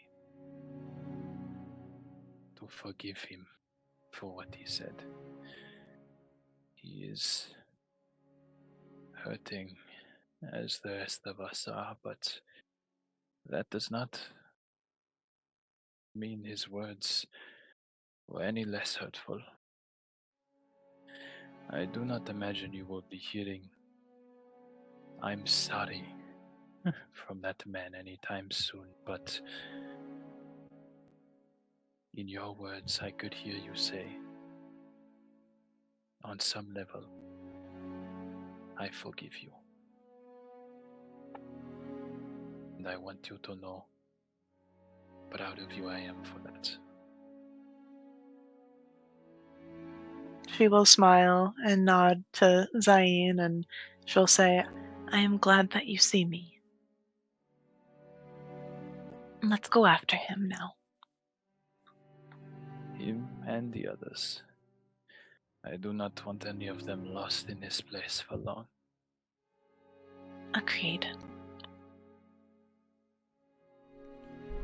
And yeah, go ahead. Those footsteps will ring from a hallway, and you will see Ismark down a hall, passing through. You'll hear those steps once again.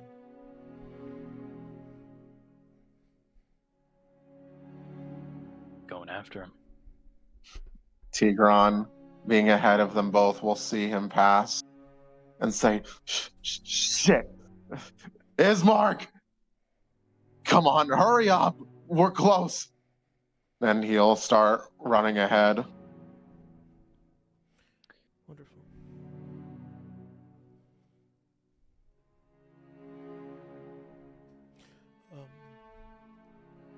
You see Ismark going down a long stretch of hallway.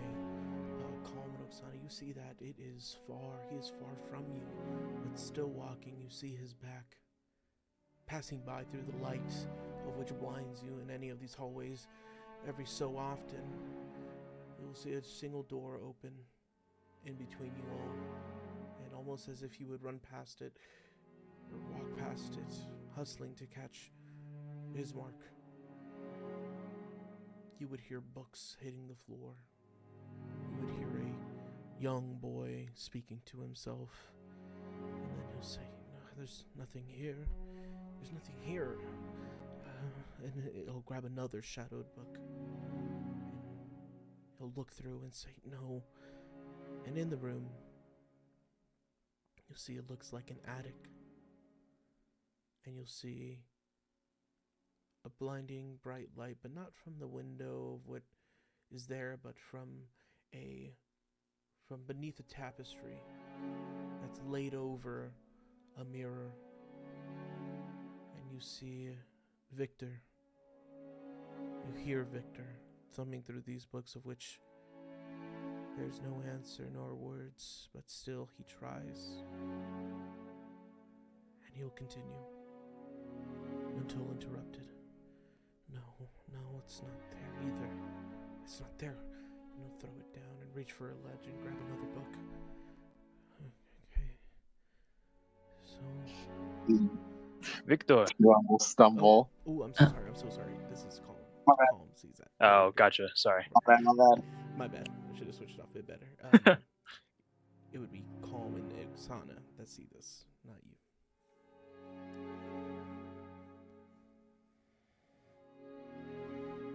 Calm enters the room first, and she'll call out to Victor and see if that breaks it out, and if not, she'll keep going and try to put a hand on his shoulder. He'll continue moving and going. Even when the hand rests on the shoulder, he'll continue to grab another book. Oh, no, another. No. He'll throw it on the ground again. It'll puff in a plume of shadow, and he'll grab a book that seemingly seems to replace itself in front of him. As he goes for the book, she'll keep it held in place and pull him back a little. Victor. He'll hold out the book and then recognize the resistance and then see the arm attached to it. And we'll look up and behind him and we'll say, "Oh, Calm." She'll take stock of the room properly, look around, look at him. Another memory.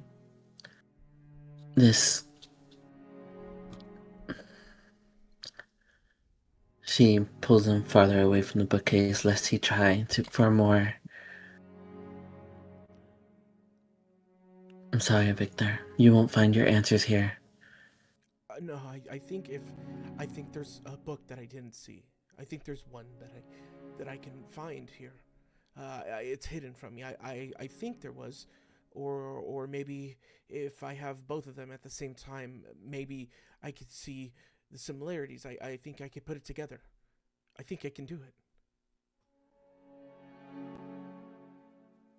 You can see the desperation in him and just the manic look as he tries to look for more books. And Victor, this is not real. These books have nothing for you. You cannot stay here. The longer you stay here, the more time Stella's in danger.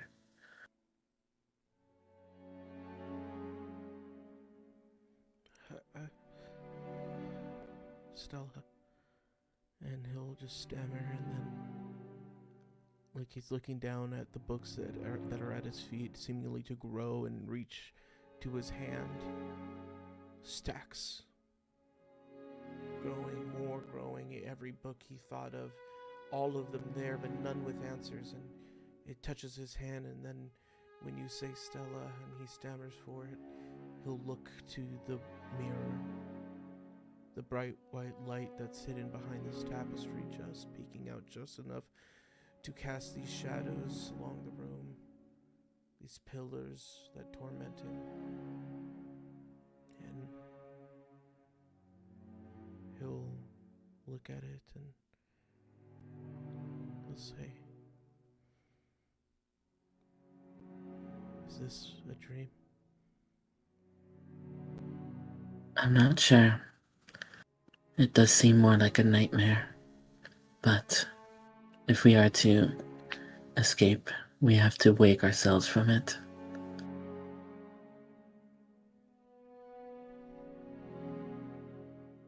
I want it to be real.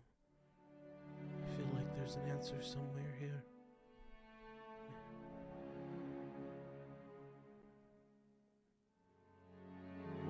I wish there was. I wish there was for you. I wish that you did not have to go through all of this.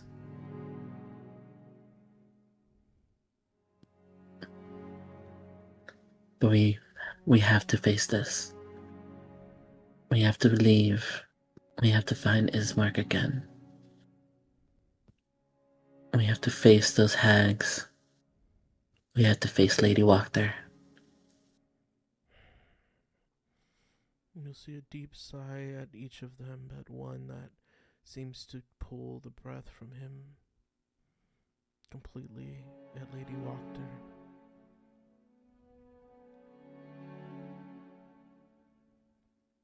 He will nod his head, looking towards the ground, looking towards the book that he's now gripping, and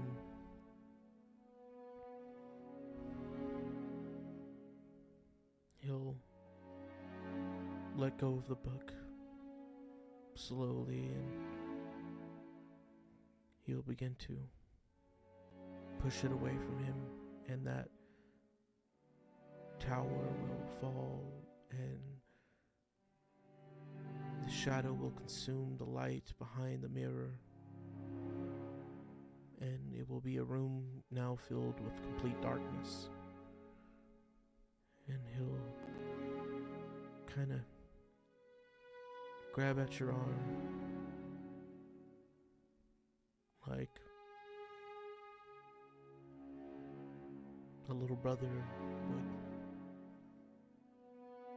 sibling, seemingly allowing you to lead them away from where they're stuck from or where they're lost from.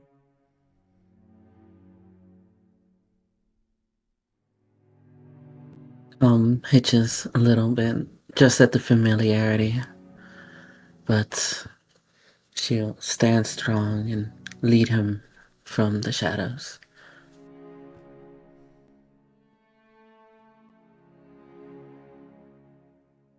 You will move through these shadows, through more doorways, reaching a point where it seems familiar.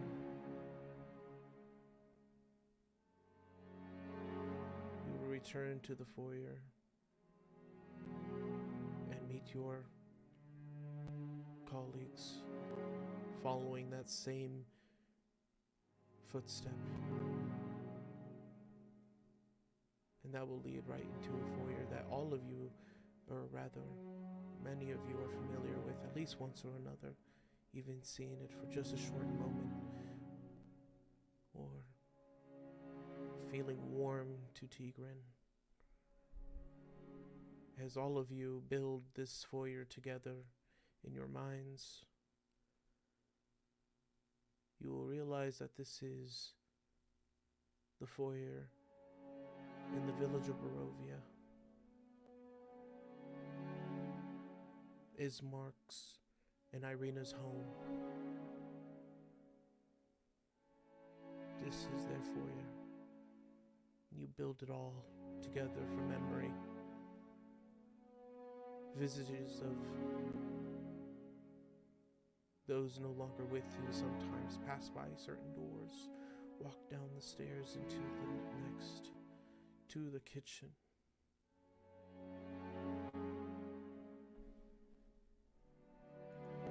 You see these halls that lead to your sleeping quarters from before. Seemingly a dog made of shadows running from one end to the other, known as Beryl.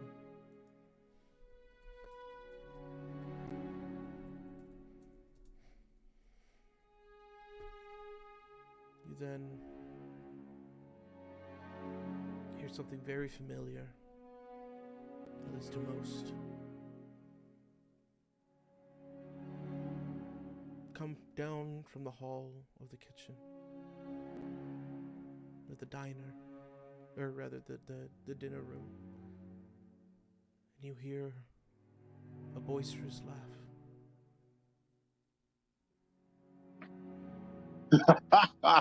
Oh, Irene, please, no. Please, please, wait. I'll make you another serving. Just give me a moment, would you?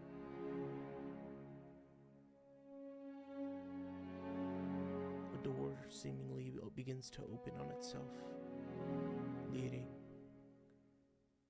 to that dining room.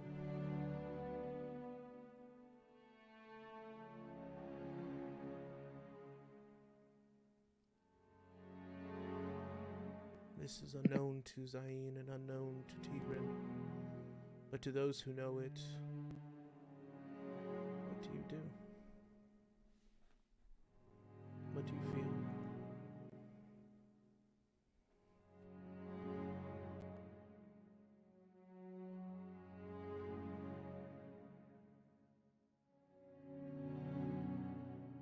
Oksana is ashamed, remembering when she left them in that house alone. But despite that, she moves towards the voice, knowing that Chef would never hate her for what she'd done.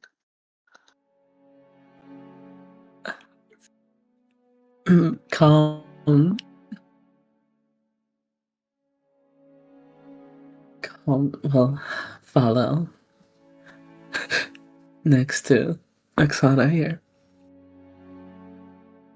Irene will run forward. Tigran will question exactly what's happening, but remembering everything that he's heard from a member of their group that he never met, he's going to realize he's going to grit his teeth and meet whoever their cook is. Zayn,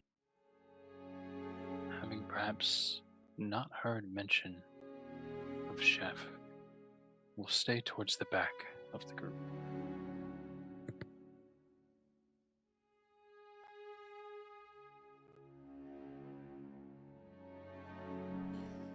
You guys will move through the hall, take a left at the familiar entryway, of which a door swings open and aroma finally hits your nose. It had been so cold here in the shadows, void of anything warm. But you feel that warmness then travels or calls to you from the dinner room.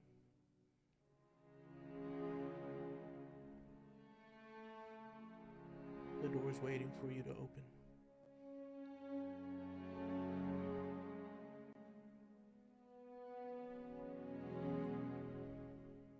Irene will push the doors open.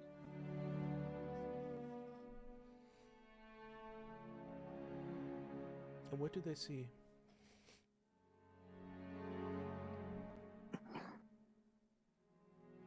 Chef is busily making his hands go across the cutting board in the kitchen, chopping up meat, chopping up veggies, all for his buns that he has become so accustomed to making he could probably do it with his eyes closed if you asked him to.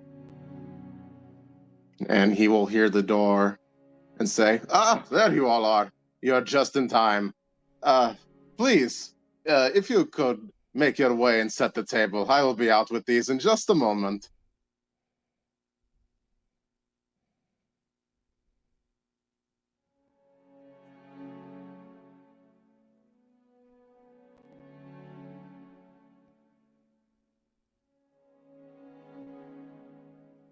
Oksana will gather plates and cups and bowls the same as she had in the first nights that the party came together in the home.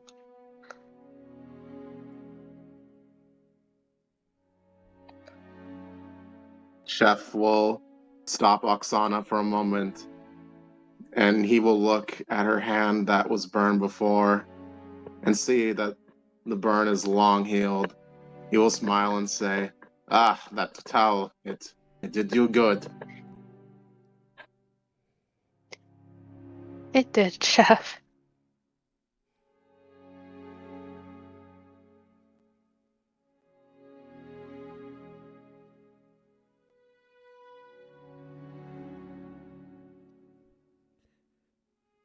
Chef will then look past Oksana and see two unfamiliar faces.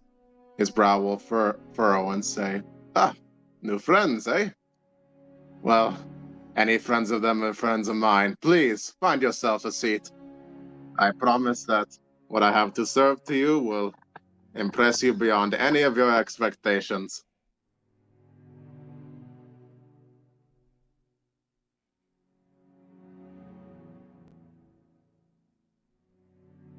Despite having never encountered this man, this beast, perhaps, before, Zayn is overcome with a sense of warmth. He stands tall, he stands almost unknowingly aggressive at all times. His height, his musculature giving him no sense of softness. But at the same time, the way he speaks, the care he takes with the meal, the placement, with his words to his former friends, Zayn knows this is special, and he'll take his seat.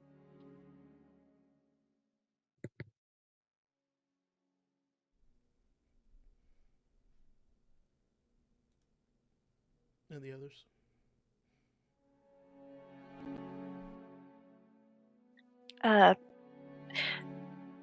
Irene will quickly approach Chef.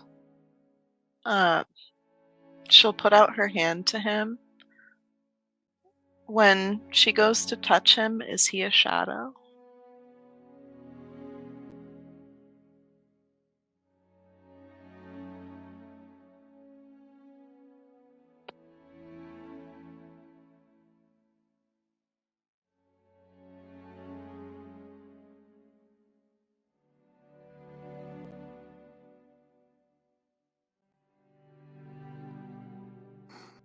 Tigran will smile and take the hand. My bad. Have it. Chef will see the hand and smile and take it. And say, "Ah, what's it been today? It's been years." Please, do take a seat. I'm sure you're weary as the rest of them. Let your old friend Chef do all the heavy lifting, yeah?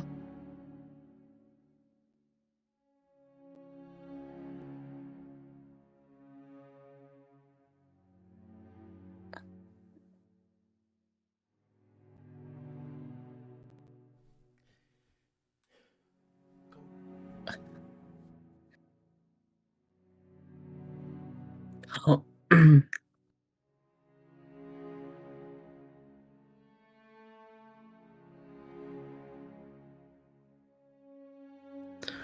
calm. She can't even look at him now. Just in her mind, it's the half blotted out vision of his death before her. And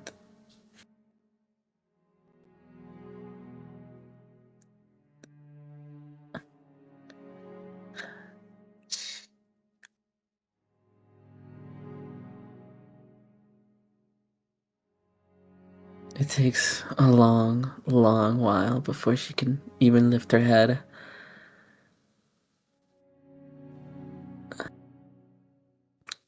And she'll walk towards him and seeing that he could be touched, she'd place her hand on his shoulder, squeeze tightly. She doesn't even have any words for it right now. Just a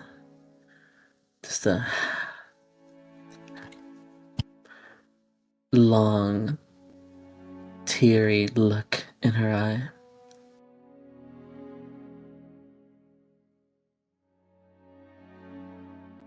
Jeff will look at her and have a sad smile as he approaches her. I suppose I was waiting for you for the longest. They did a number on you, didn't they, friend? But knowing you, you probably punched them way harder, so harder that they died instantly, huh? I always believed that you was the strongest one of us, and with every passing day, that belief just gets confirmed again and again, yeah? But even the strongest of us must eat. Please, take a seat, Colin. I'll be with you shortly. Yeah. She'll pull away and find a seat for herself at the table.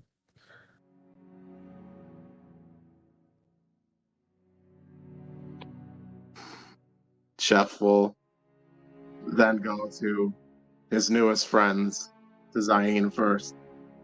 Well, I must say I've never had the pleasure of serving a knight, but I assure you, though my recipes are rustic, I am sure they will be to your liking.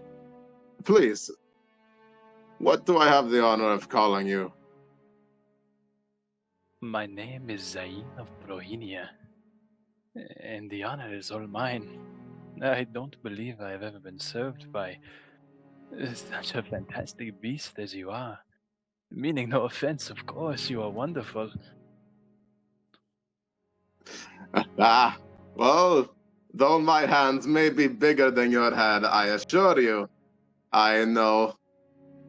I know how to cook with these hands far better than any you may have met. Please, take your seat whatever you wish. And moving to the seat nearest him, perhaps next to Tigran, a little further down the table. Seeing the reactions given by the others, he will say, Chef, I'm glad to have been given the chance to meet you. You are. I'm sure they have some stories to tell. How are you? What are you? Ah, I'm sure you all have much more impressive things to tell. I am merely a chef. I am what I do. And you, I don't think we've had the pleasure. And he will look at Tigran, and Tigran will just look at him in sheer awe and impossibility. And he'll stutter out, You're a bear? That's right, my friend. Nothing more and nothing less. And he will look out to the table, and with a smile, he will head back into the kitchen and then return just as quickly with buns in tow, serving them each and every one of them to all of his friends before finding his place at the table. He will put his hands together and say, I only have to look at all of you to know there was much that has happened since we talked. Am I wrong?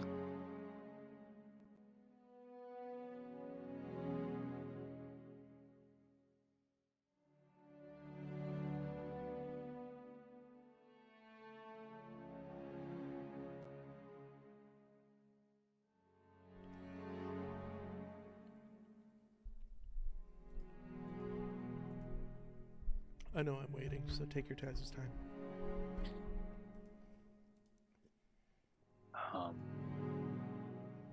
If no one else will speak on that,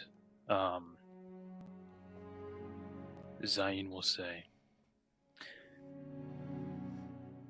I believe your absence has taken its toll on them, my new friend.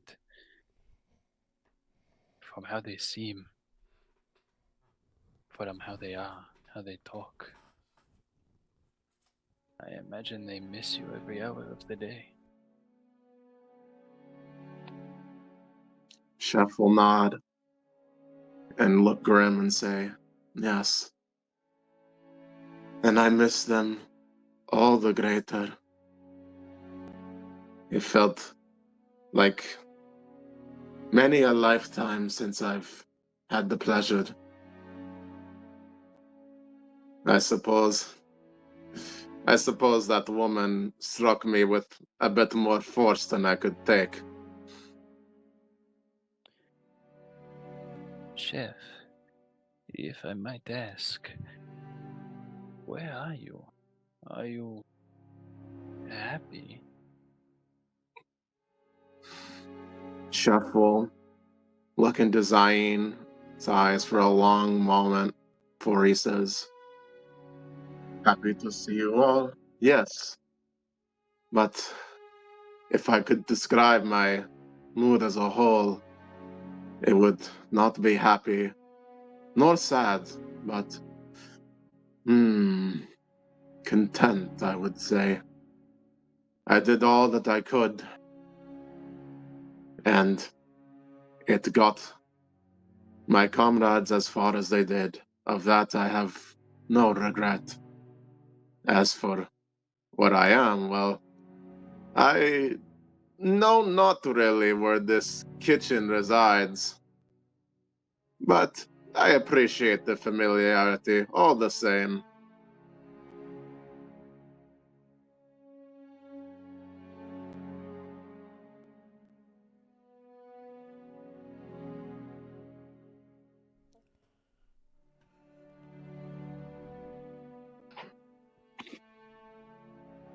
Chef will eye their plates untouched, and his eyes will widen a little and say, "Oh, but I hope the smell isn't not to your liking. I used the same recipe and all. I hope I didn't lose some of my talent while I was gone."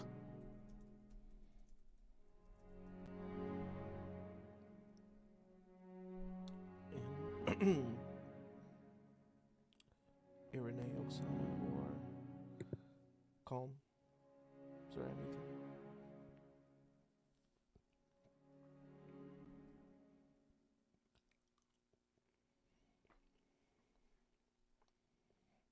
Oksana will try his food.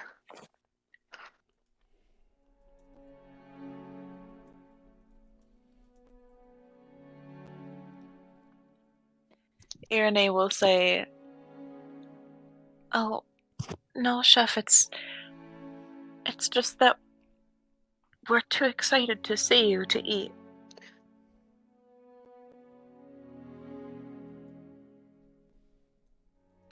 Chef will smile, and he'll say, "Excited enough to starve yourselves? What a compliment. But I am happy to see you again as well. It has been too long, my friend." And Irene will say, "Chef, I'm so sorry for how it ended." Chef will shake his head, and he will say, "What happened, happened, my friend. In the end, I took some of the blows for you all, and that is something I will never regret. I wish that I could still be around, though, to help shoulder the burdens. But my part has been played, it seems. And just by looking at them both, I can tell you right now that my place amongst your group will be well filled.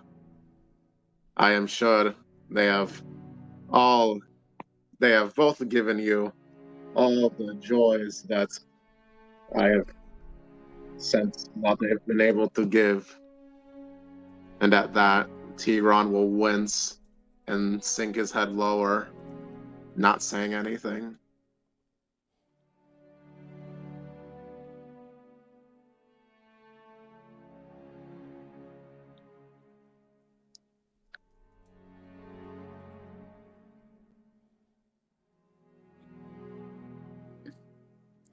calm stares at the buns before her, and she can't. She's stuck still for that, staring at them, and very much unlike how she usually is with food. And she wouldn't even savor it. She would just devour. But there's no desire for food. And she draws her eye back up to Chef. They could never replace you, but that isn't their job.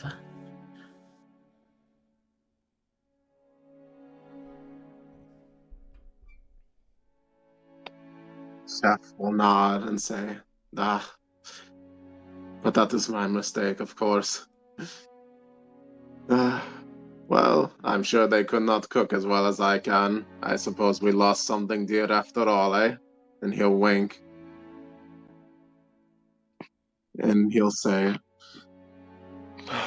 "But even still, I am sure they will help you see this land through, as I could not."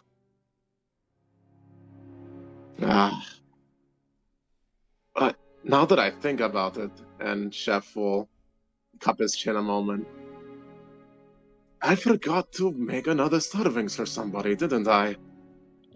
No, this will not do. And he will run back to the kitchen for a moment, and you'll hear rustling and clanging of pans and he'll say from the kitchen, but I have just enough ingredients for one. And he will get to work very, very quickly. And as the bun is baking, he will walk back and say, I feel like I should remember who is coming. Why don't I go to the door real fast? I'll look ahead of the road, see if he's coming for you all, yes? Please, do not fret. I will not be long. And he will make his way out of that dining room area. And he will walk towards the front of the manor to walk out of that door. And as he goes to the front of the door, as he looks down the road into the half-colored shadows, the vision of a boy appears, walking up from the road, mostly colorless, save for a bright red shock of long curly hair. Rayfield walks up to the burgomaster's house, looking up at Chef as he's done so many times, and giving a wide smile on his face, bowing low as he does, letting his fine cape sweep to the side, and looking up. Chef, it's been so long. I feel as if it's been what? Years? Yes, it seems you have a penchant for being fashionably late, don't you, Wormheart? Please, do come with me. We have friends to greet. Of course, Dorota. I would not miss it for the world. I traveled all this way, you know. It was quite the walk. Well, I think you'll be happy to know that there's at least one seat and one bun with your name on. Come, let's not keep them waiting any longer. I wouldn't miss this for the world. And stepping through the foyer and into the dining hall, set not in his leathers, but in his royal, near regal outfit, the soft blues, the purple in his cloak, the red of his hair, a shorter boy, a thinner boy,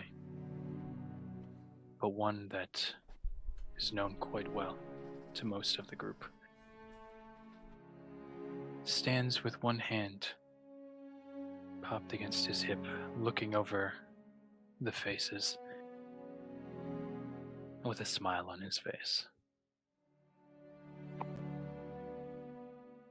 Chef will slam Rayfield on the back and wave to the rest of the group and say, "Look what I found milling about in front of the house." Ah, Jeff, you hit so hard. Must you always use such force? Why, And, this exact force is what I use to hammer the meat into perfect little bite-sized pieces for your buns, I will have you know. and I cannot wait to eat. Perhaps one last time.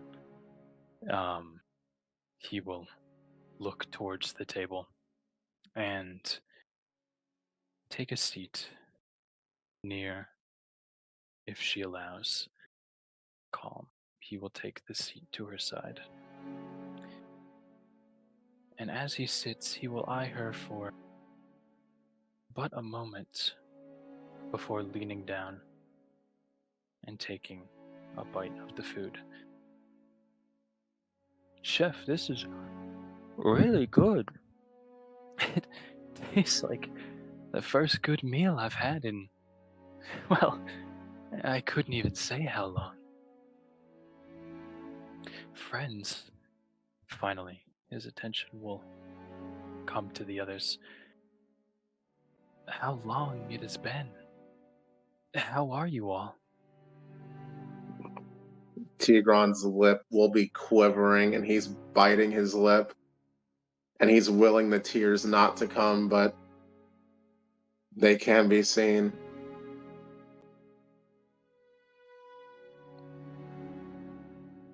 Calm's palms are just pressed to the table, and her claws are like digging into it, and she's deeply contemplating just getting up and going because she is not drunk enough for this, nowhere near enough. And as her hands dig into the wood, the thin fingers of Rayfield will go atop hers. Don't. She's shivering again. She's shivering and she can't even. She feels so.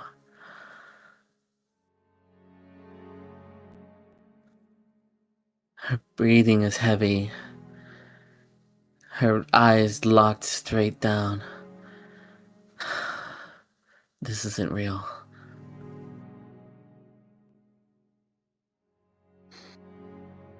Chef know- will Sorry. go ahead.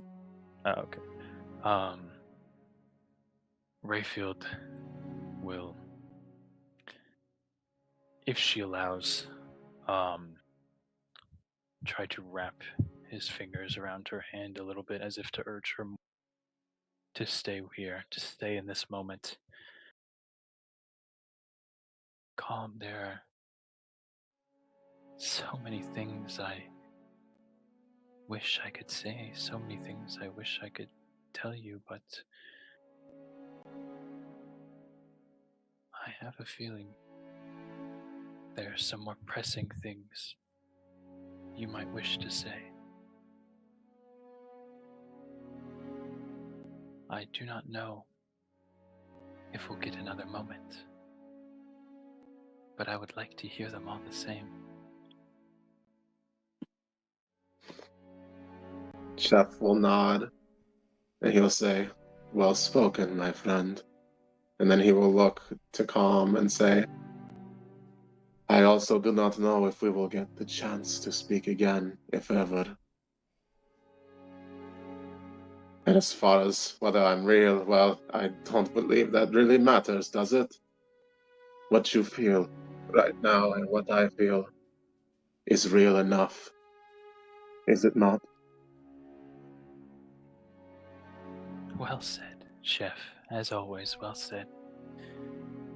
I'm not sure what we are, but whatever it is, it's here to listen.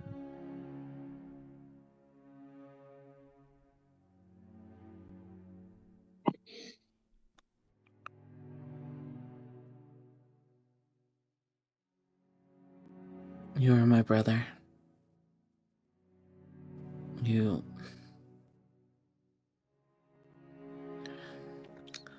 You're so foolish. Pushing me that way. Leaving me here.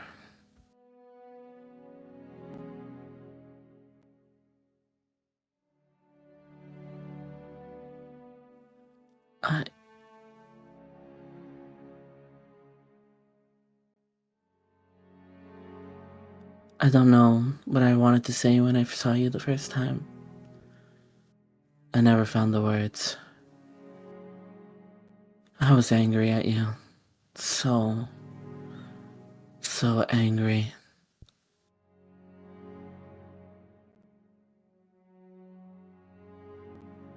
But then I saw you again. And I thought of Marin's turn, of the night you left.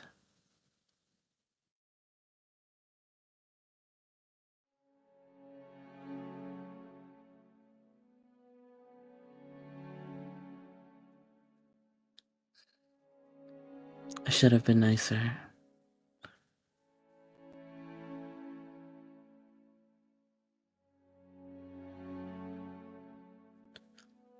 I don't have that opportunity now. And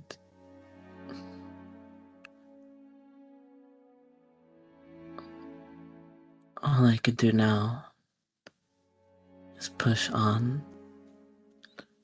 I have to leave. We must clear.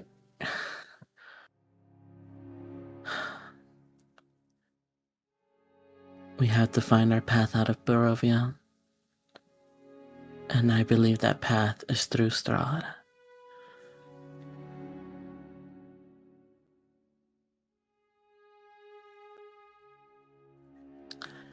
I promised you I would get out of here, and I will.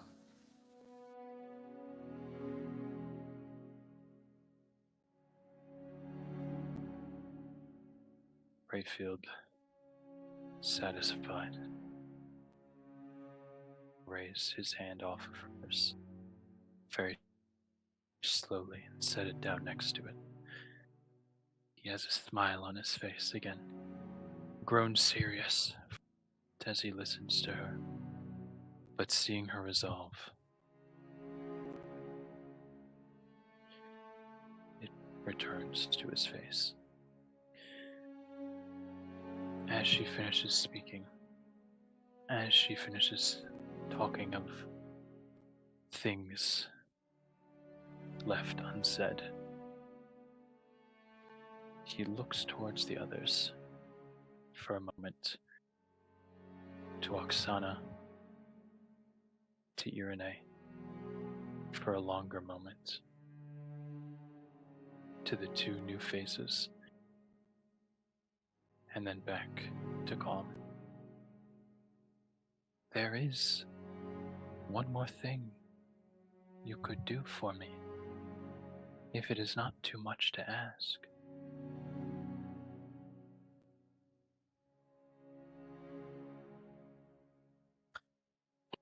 If I must.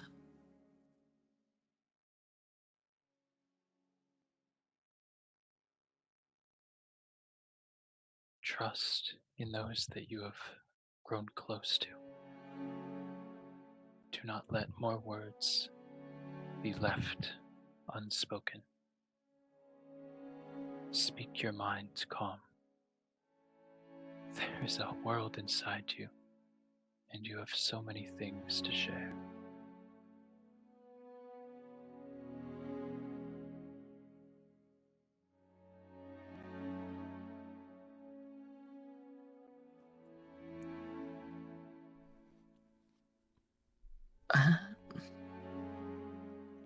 I will try.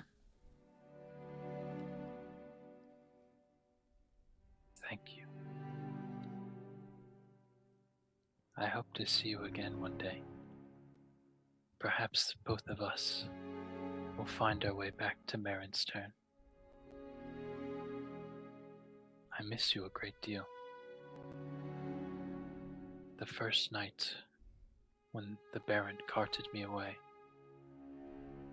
sleeping in that big bed, in that big room, in that big house,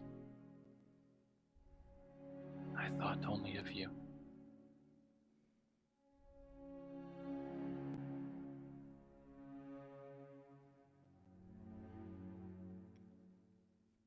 A candle will blow out on the dinner table.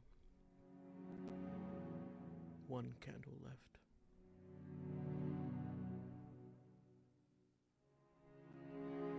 Well, The color from both Chef and from Rayfield begin to almost half.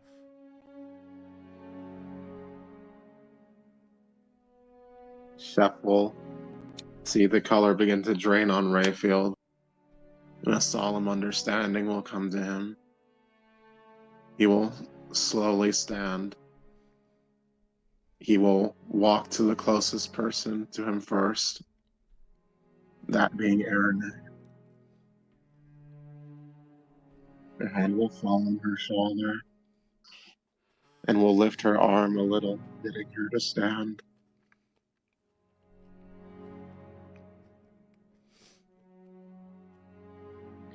She will stand.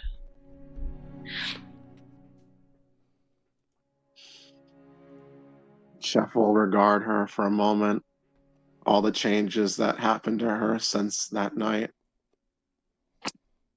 And he will find something within her eyes. And when he finds it, he will smile and he'll say, "Despite it all, you still are deserving of the name of Spellweaver. Remind all who oppose you of that."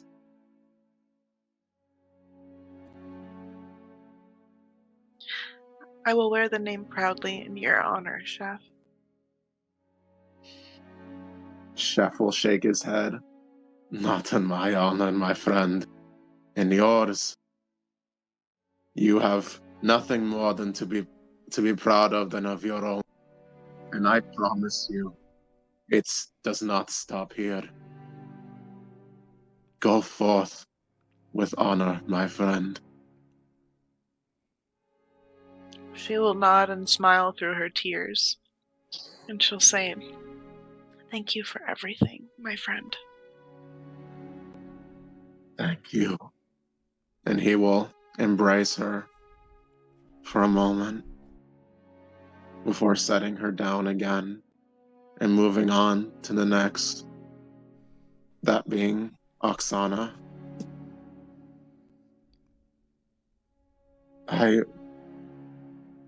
I regret so much that I did not get to spend as much more time with you as I could have.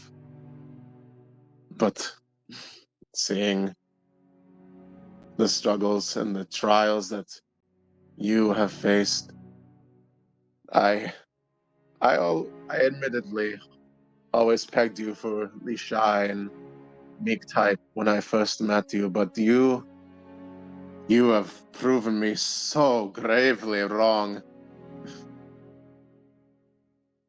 You have a fierceness within you that is at the same time gentle, a rarity, but one so unfalteringly lovely. I wish we could have spent more time together, but the rest of us here have a gift that I do not, and that is they will have that time to know you more. Please do not close yourself to them. Let your light shine upon them.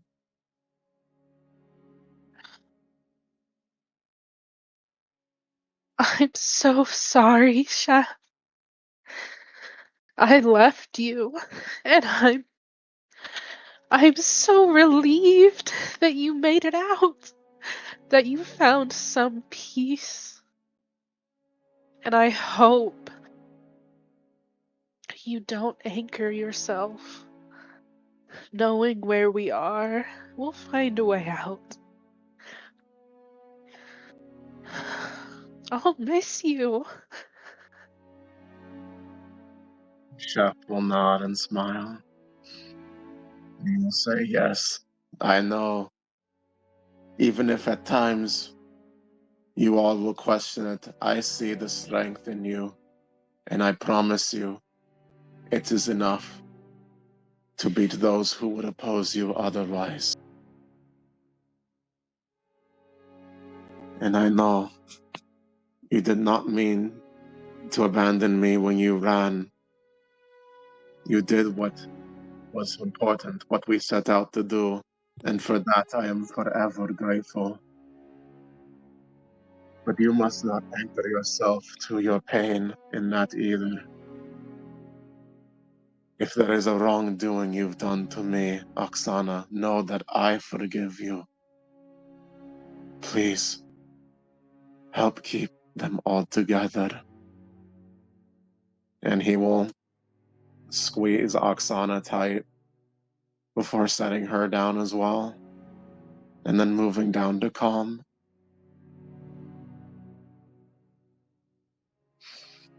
Chef will seem a little sheepish at first and say, where do I begin with you? I mean, if there was one stronger than me, surely it was you. I mean, who could lift such a heavy bag of bricks such as me out of that manor, yard? And even still, you... You were quite cumbersome. I apologize for that, my friend.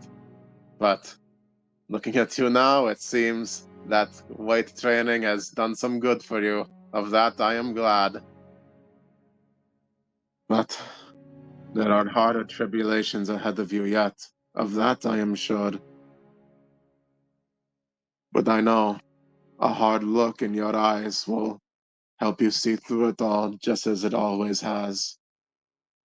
But if you wouldn't mind entertaining a request from me, I would most appreciate it. Your gentle side is just as beautiful as the side you show when you must be strong. It is not weakness, my friend. It never will be. I miss you every single day.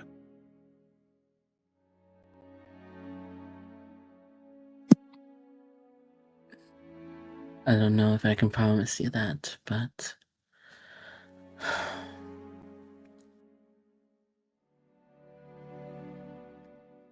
I will try, just as I will for Rayfield.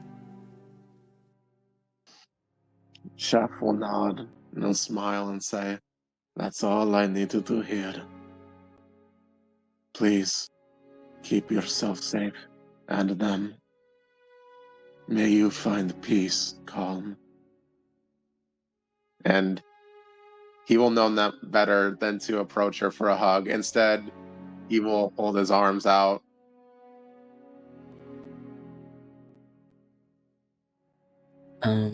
Calm will lower one of his arms, but she'll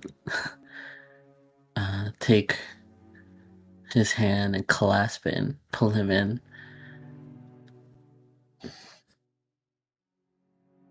Chef will savor that moment, that rare moment of softness from the strongest woman he's ever known. And He will squeeze her shoulder before moving on to the last of the group. I am glad to know that there is a knight among your ranks. And of course you, a pyromancer. It seems a bit strange, though. You have more affinity for healing than hurting, really. Either way, I'm sure they will take your talents in well. And he will look to Zayn first and smile and say, I wish I had the privilege to meet you sooner. From what I see here, it was not long that they've known you, but you are just as easily fit into our little family. Please, watch over them. Pick them up if they stumble, would you? And of course, don't forget to let yourself be picked up the same, yeah? Zayn will bow his head towards Chef's words, as if the weight of them pushes him down physically as well as emotionally for a moment. But he will raise back up, and with a smile on his words, he will say, I imagined we would have gotten along quite famously had we existed in the same cycle, my friend. Perhaps in the next we will be so lucky as to meet one another. I would love the day to fight alongside you, to eat alongside you, and to live alongside you. I will do all that I can for our friends. This I promise you, on my homeland, upon my heart.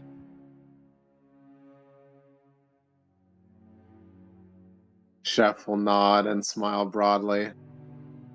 All the good words I would expect a knight to say. And yes, I cannot wait for the next time we meet, Zaina Prohinia. Please, walk forth with glory. And Oops. Sorry, go ahead. go ahead.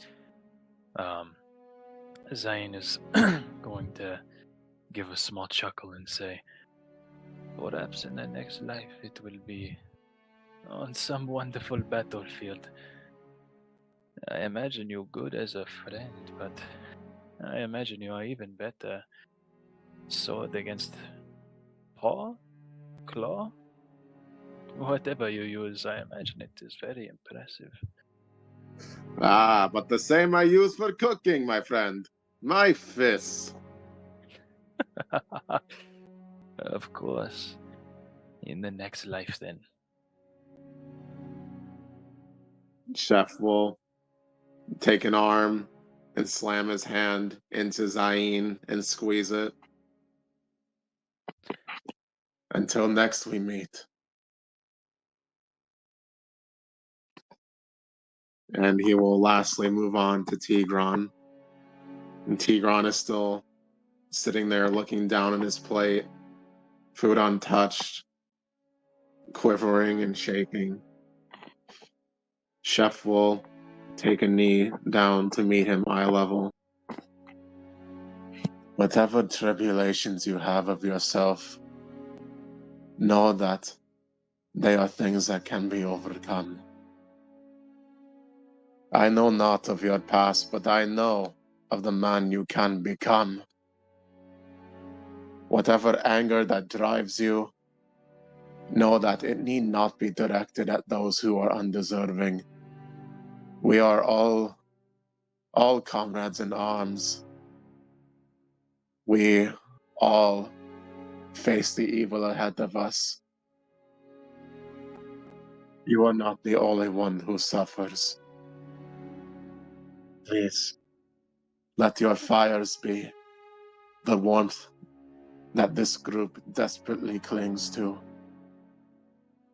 Something tells me that you, out of all who sit here today, have the most potential for that.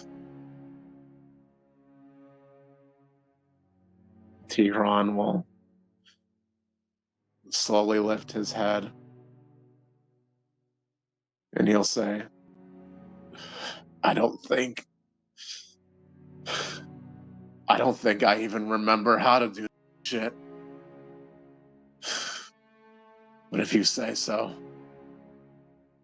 what can I do but try, huh? I don't know where you're going after this, but I guess I hope you find some peace in wherever it is you go.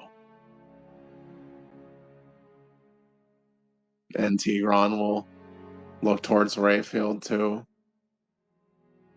And he'll say, I tried to get a fucking statue of you in that town after what happened. You fucking deserved it. That town fucking spat on you. But you did more for that place than anyone else in that town tried to do. I haven't forgotten that shit, kid. And I'll make sure they don't either.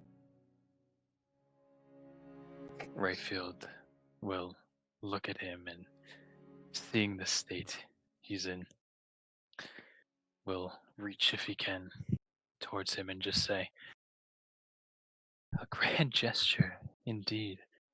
I would love to see what I would look like in gilded metal sitting in the middle of a town.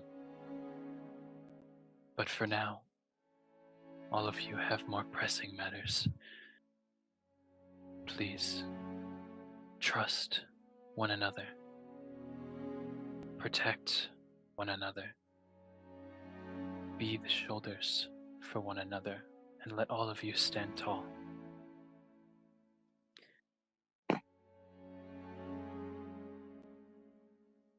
Tigran will smirk and say, gilded metal? Don't get ahead of yourself, kid. Budget's kind of fucking tight, you know? All we got is stone. What else have I done in my life except be a fucking roach that refuses to die? A few more times standing up won't do me any bad.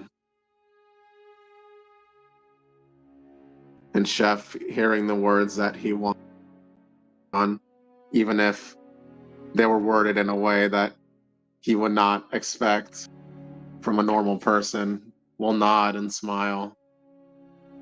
And finally, he'll stand up to join Rayfield. And Rayfield will stand as well. Chef will look out towards all of his friends, both old and new. And with tears in his eyes, he'll say, walk tall, my friends. Live. Live for me, for those who lost, and for those who you may meet yet. You are deserving of it, no matter what in this land tells you otherwise. The candle will blow out, and it will be dark for a moment, completely covered in shadow. And then there will be a bright white light coming from where Rayfield and Chef stood. And this light is unlike the other lights that's blinding. This light is warm. This light is inviting. This light is an embrace. What will you all do?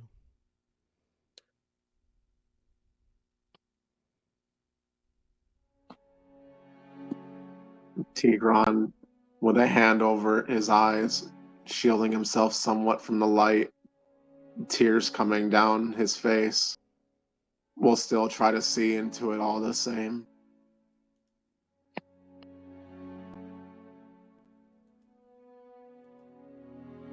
Zayn will lift his shield towards the light in an attempt to shield the gaze of not only him, but perhaps those that stand behind him as well. And he will move towards it.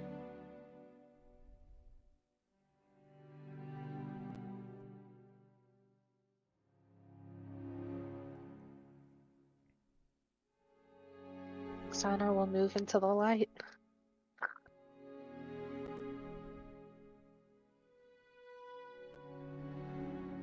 Doesn't shield her eyes.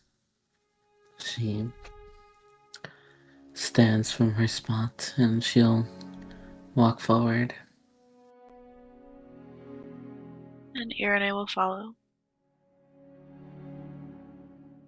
And one by one, you will enter the light and feel and embrace as you do. And it will be bright and white, and even if anyone closes their eyes there, you will see it bright.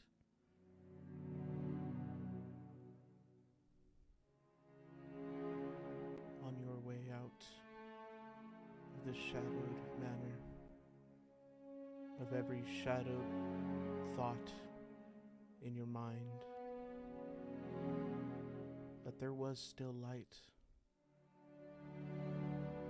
somewhere deep inside.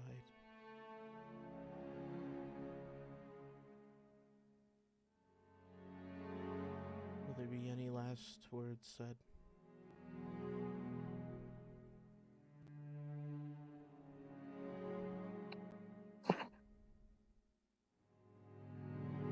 Go ahead, Mono. As everyone walks towards the light, an echo from Chef will ring out from the dark, bidding them one last farewell. And as each of them steps in, they will hear their names in the voice of the boy. Tigran, Oksana, Irene, Calm. I'm so proud of you.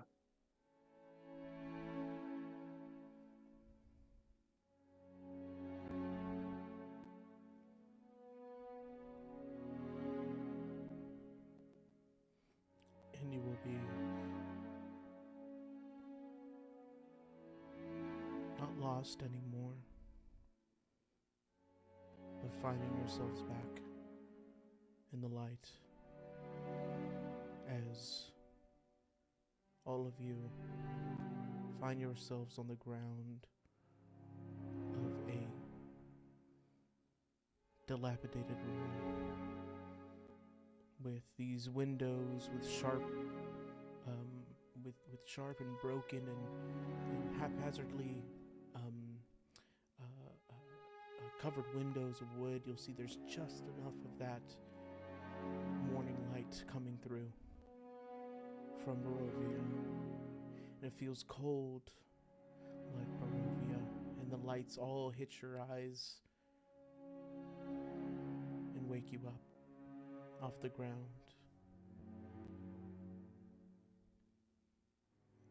On the ground with you, sat against the wall, twiddling with some wood of sort, waiting for you all to wake.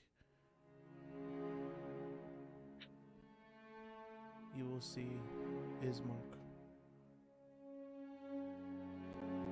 sat and expecting you all.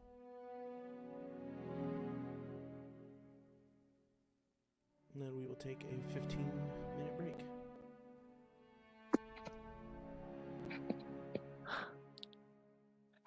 Fuck me. What? This filler episode goes crazy, bro. I don't think you know what a filler episode is.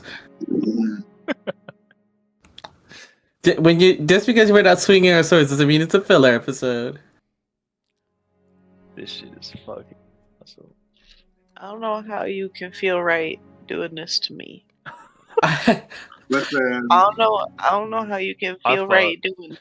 I me. fuck. Listen, you and fucking Judo just sliding into my DMs, just being like, "Hey, you want to fuck up the party one Dude. last time at Chef?" You could have said no. He did could've the said same no. shit to me, But bro. what? But what if saying yes was absolutely based? And you know I what? It couldn't do was. shit. Yeah. I couldn't do I'm shit. I I was literally so- was dilapidated. I could not do shit.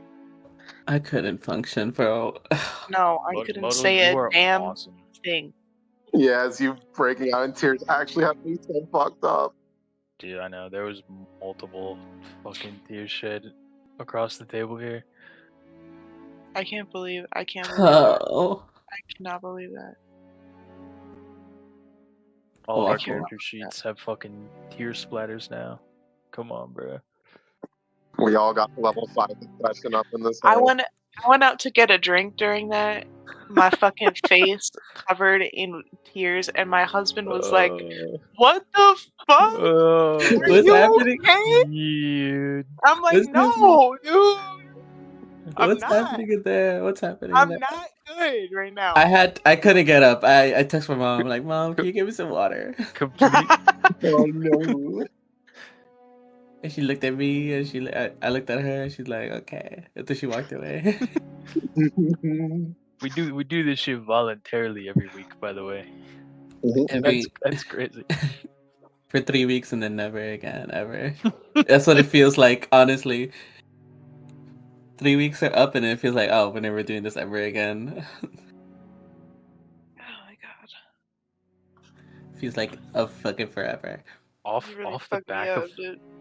off the back of last episode, I was like, oh my god, how do you top that? This episode is blowing my mind. Kind of As insane soon that as I heard I'm the only one that decided not to torture my character. Yeah. What do you mean? Zayn's balling. It's balling. That's true, but like, Balling. Which way do you spell that? He's doing both. BAWLLING. He's just gonna combine just the sobbing. I'm having such a good time. two. No, actually. Completely voluntary, by the way. We You- choose to be here every week. Completely voluntary. fucking Oksana taking me out. I know. Those forgive me if I'm wrong, those sounded like proper tears. Like that shit was roleplay, but also not roleplay. This is my secret D&D talent that I can cry on command. Dang, that's I'm- sick.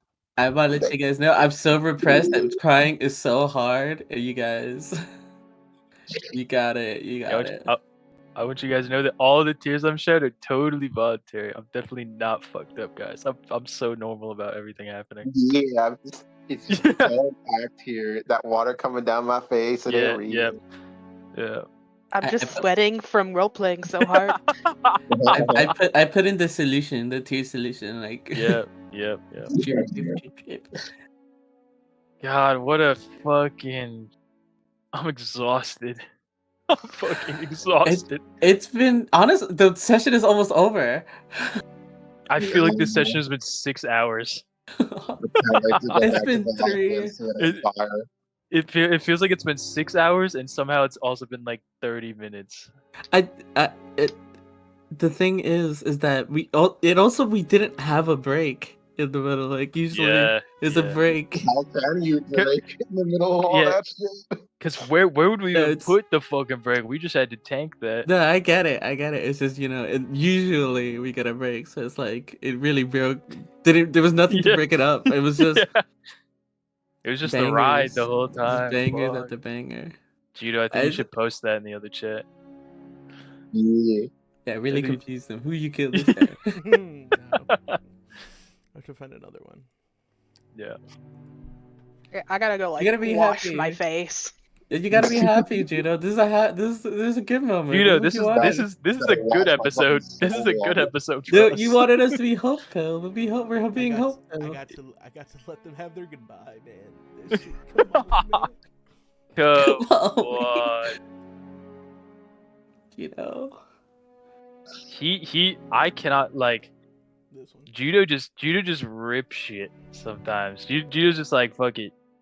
In my DMs, do you want to play that character that died painfully and with unresolved shit? Like months a ago? day ago. A day Yeah. ago. A day Yeah. ago. It's No, been but a like day in game. IRL. So like- so Calm is just like sitting there like, this isn't. Yeah. It's been a day. It's been a fucking day. It's been 24 hours. It's been 20. It hasn't even been 24 hours since he's been. Like his fucking ghosts, nuclear their shadow. ghosts are already haunting them. Give them a fucking chance, bro. Chris, he went Yeah. to you yesterday about this? Huh? What, Evan? Did Judo come to you yesterday about this? Or Bro, Judo came to me 5 minutes before I did it. I'm glad we're in the same fucking boat here. Sorry. I wanted it to be a surprise. Dude, I need 2 minutes to get that shit ready. I got all my dice out, even though I knew I didn't need them, but I've been just like pawing at them this whole time, just like compare. Is that's like her the fucking hair raising on your arms? It's like, fuck, these dice are gonna be doing something. No, just I've been just the tactile. I need like Yeah, a fidget toy for those, yeah.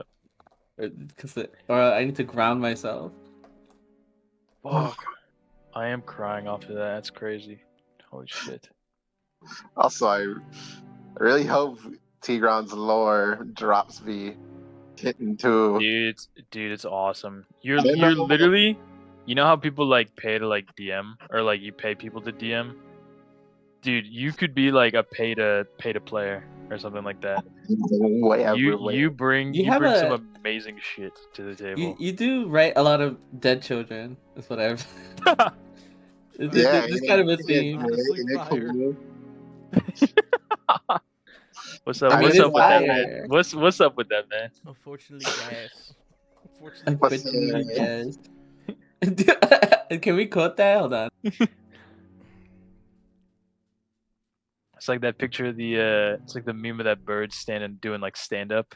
Someone in the crowd's like, get new material, and he's flipping through his cards. It's like dead children, dead children, dead children. Fuck.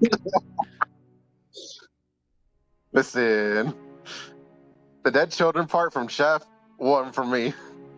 That was all Judo. Okay, Yeah. that was all Judo. Okay. Yeah. Well, no, I got that. I got that now. Okay, now I get it. Okay. Oh what? The chef dead children. Oh what? I can't do dead children no more. Nah. Y'all said y'all was good with Yeah, He y'all- was on into the y'all fire. don't fuck with dead children? I went back to the contract. I edited it What? and I took it out. I said. Adam, You should have looked through the contract, bro. You should have seen my adjustments.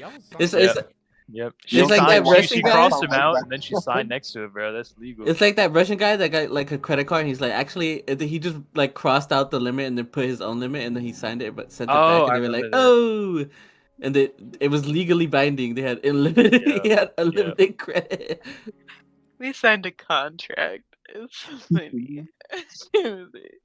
I just remembered we signed a contract. Pretty sure that contract I bet had... y'all thought I was goofy when I said that, huh? Yeah, What a ti- little bit. I bet y'all what? thought I A little was bit. goofy. When did that happen? Not at the time, but now that I know you, I'm like, wait. I was like, you sending that contract was me thinking like oh he really is like serious about the game. But now like 9 months later, it's like, oh, he's serious about the game. Oh, It's he was. like, I said, danger Like- ye who enter here. Yeah. There will be and it's like, nah, bro. Nah. Yeah, it's like the first time you look at the Okay. contract, it's like a goofy little like almost like cartoonish like stay back, turn away, and then the second time you see it, it's like above the gates of hell, abandon all hope, ye who enter here. That's on that fucking contract. You said that. I was like, man, you might be doing some shit, but ain't no like name the bitch type shit. And boy, howdy, or how sweet a summer child I was a year ago. We were so young. We were so fucking young. Can I remind everyone that this is Yoon's first D&D game? I know. This is our first experience with this shit. Are So you crazy. kidding me? It's so crazy. Are you fucking kidding me? It's my first experience. Never It's going back, it's so bro. many people's like first time. I'm over here eating. Like, I'm like, wow, I get a little show. I get a little show. I get Yeah. you ask Oh, us yeah, I questions, guess it- and then we start going off your prompts. So you, Yeah. you got your own little like a live action play in front of you. Yeah. Do you see how like I was trying to write out, but I'm like, I can't say too much. Like, I gotta let them. see Yeah, the you gotta vibe. let It 'em was cook. hard for me to really show you guys what I wanted from you guys. Oh, when you were writing us the homework? Yeah. Like what? You know what I mean?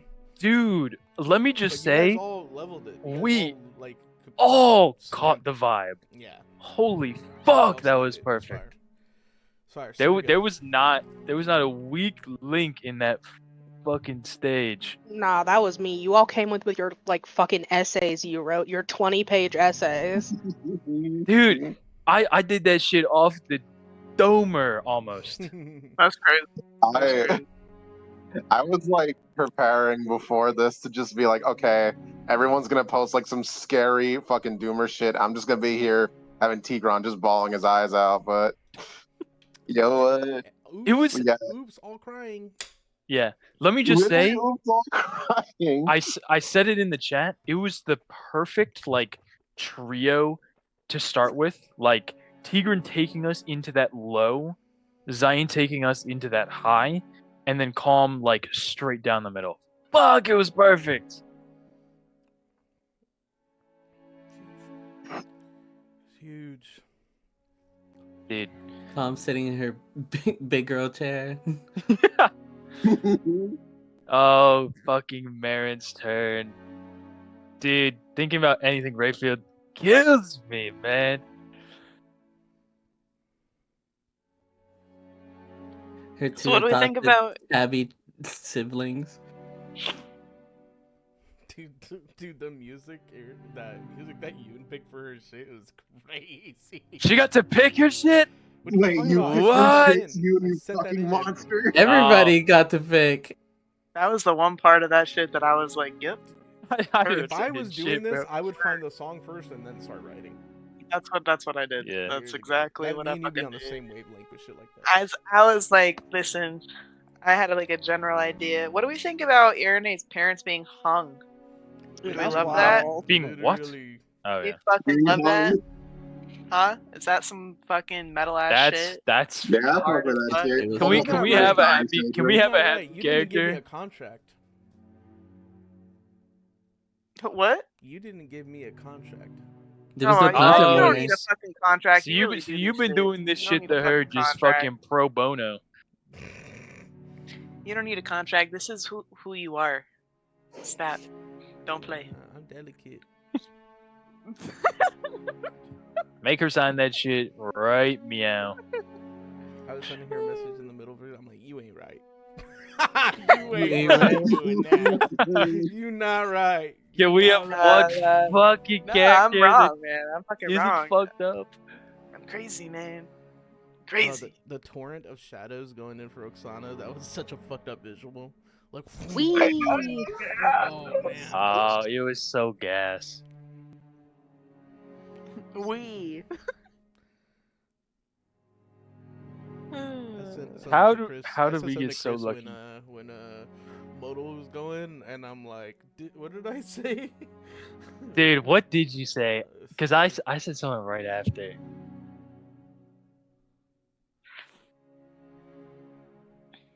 Dude, how have we talked all of this much in one fucking I session? know. What did I say? This Sorry. motherfucker is so cold. When he was going, God damn. Dude, and I said after that, I'm like, how the? Because he messages me as Modal is giving us the fucking magnum opus. He says to me, "All right, you're next," and I'm like, "What? How the fuck do you follow this? How the fuck do you It's so follow?" funny. It's like, 'cause he thinking like, who else would go before him, right? Like if he was gonna go after one, bro, who are you gonna choose, dog? Who are you gonna choose? No, I Literally gets way worse. Like, you know what I mean? Like equally worse. Like it's not, bro. Pick a struggle. Like, Yeah, yeah. No, I get it. It's so fucking funny. Imagine you're doing like a talent show at school, and you're like, oh, like I'm really good at juggling. I got the 3 balls, but now I can do 4. I'm gonna show them that I can juggle 4 balls now. And the person that comes out before you is showing off like fucking magic powers. Like they're shooting lightning from their fingertips and shit. And you're like, well, fuck.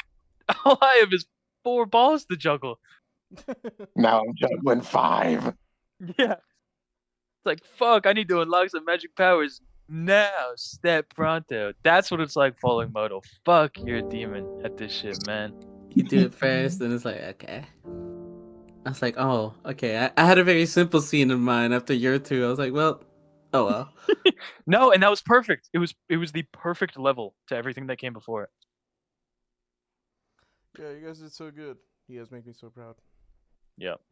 I mean, where do we find these people? Where do we fucking find these people? I vibed Reddit, out, bro. apparently. This was a Yeah, good, pure apparently vibes. r/LFG.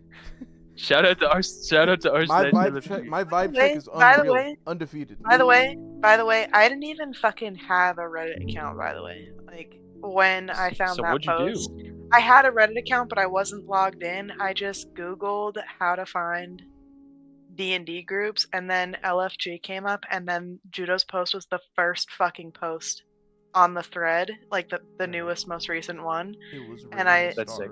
And I fucking said, "Oh, actually, that sounds like exactly what the fuck I'm looking for. Hello?" And then yeah. That's fucking awesome. Yaz and I were talking early before the game, before we started playing Curse of Strahd. I was telling her about some D&D thing that I had done, and she had said to me that she had always wanted to do a D&D game. So I said I would find us one, and I had heard about how good Curse of Strahd was. So the fact that it was like one of the top listings, just when I You happened did this to to just me. yeah. Yeah, He's whoops, like, I want to whoops. play D&D. He's It- like, I got you. Eternal The damnation. monkeys paw fucking girls. I got It's literally, you know what's crazy? It's a mirror of Rayfield and Calm a little bit. Ooh, that's Art interesting. imitates life type shit. Interesting. Yeah. Invites That is her God. to, and invites her to, and abandons her in a way. That's crazy. Allah, Art Allah imitates life. Go crazy on that one. All right. You guys ready? Fuck, I forgot we have to Yeah. actually play the game again. I'm not fucking ready, but the wheels are gonna be fucking turning Yeah. all the same. Okay, we got Yeah, maybe 20. next karmic cycle. 23 minutes of whatever we got left. Okay. Let's do it. Figure out what Ismark is. Give me a minute, and then I'm gonna start up. Yeah.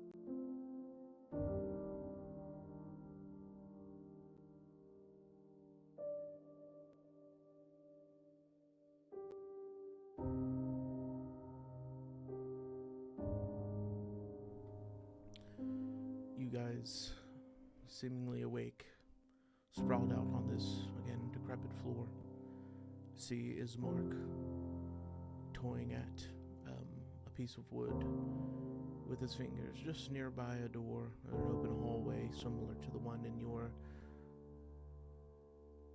the Shadowed Manor.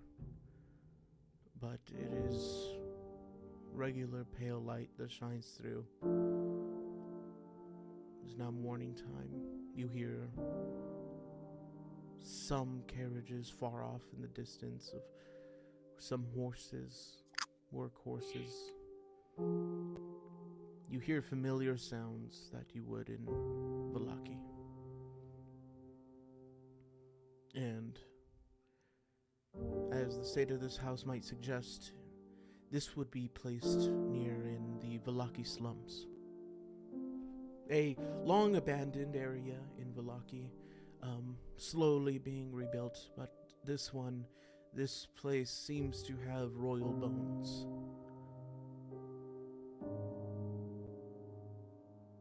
But Ismark is here, against the wall, looking at you all.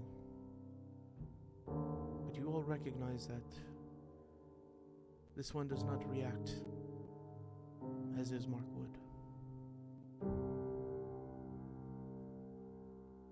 Almost waiting for you to speak to who it is. What does anyone do? Tigran will gaze into the eyes of Ismark, now feeling unfamiliar. He'll say, he's not in there anymore, is he? A breath will come out, a sigh or sorts. Would anyone else say anything?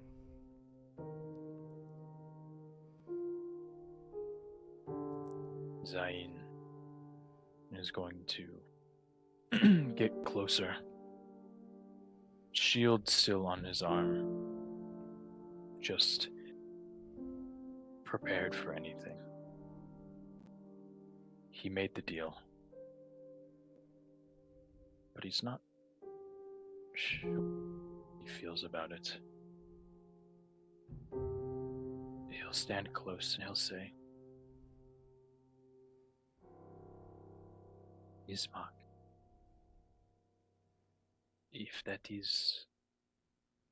if you are still in there, give us a sign. Say something. Let us trust you.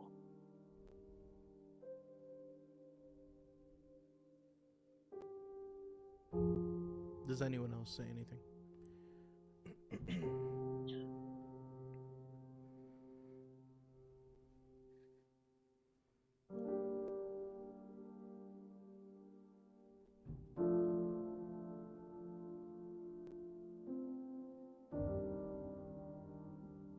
No? Okay. The eyes will look over at all and look at Zayn, look at Tigran, and you'll see the eyes rest at and towards Oksana.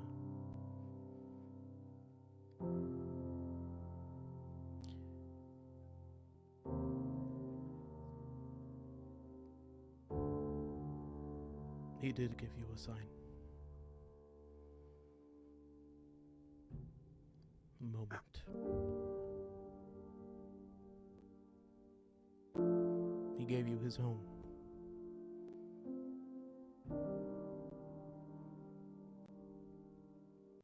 To allow you to see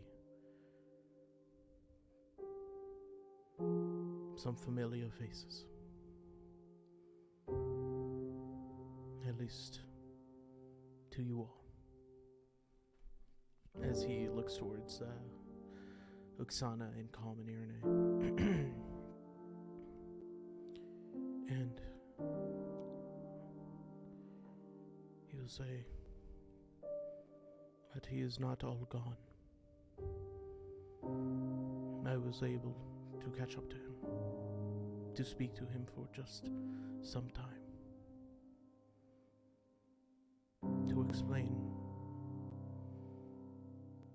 what is next. And I assume all of you wish to ask me the same questions.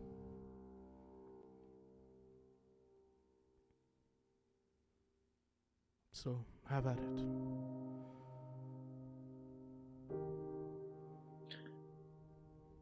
What are you? Really? What were you before all of this? You say you are trapped here. What came before this? I do not know. And he'll begin to sort of pick himself up, standing up, irregular to Ismark's movements, the way he would carry himself, the way he would get up. And he would say,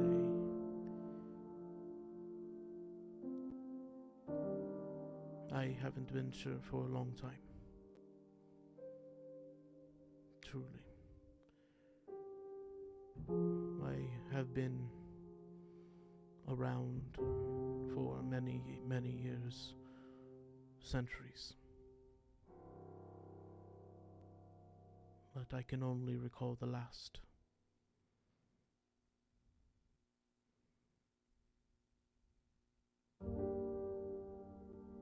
Though this house is very familiar to me,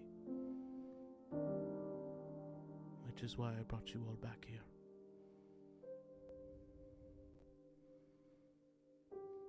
Perhaps exploring it with me might answer more questions for you. Or perhaps it may provoke new ones.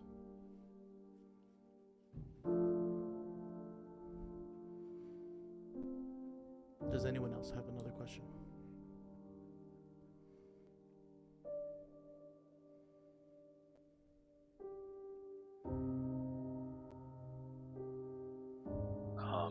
If the others don't, Zain has one more.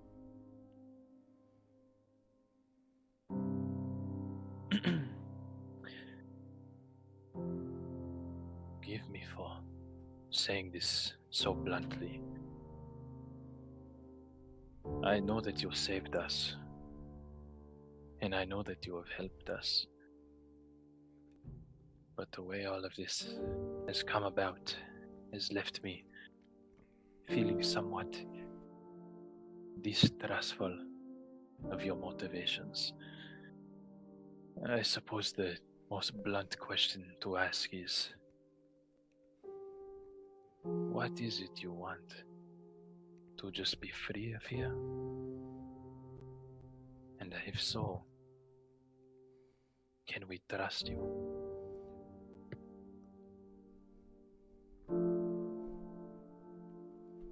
It may seem worrisome that I had chosen to help you when I did. But I could not stand seeing someone lost to Barovia. And he'll look at Oksana and he said, he'll say, at least others who want to fight against the darkness, I could not see them go. Not anymore.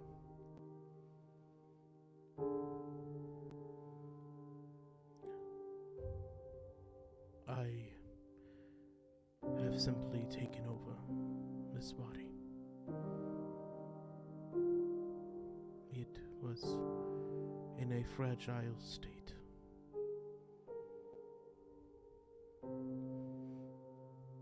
However, there is remnants of Ismark within me.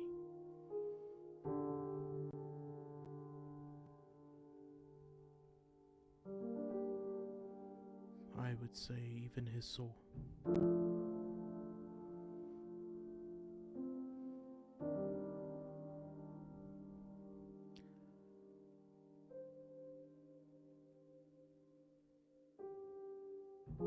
I could keep him alive.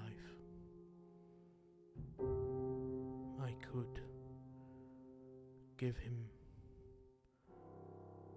I could give you all a chance to bring him back. such a possibility exists.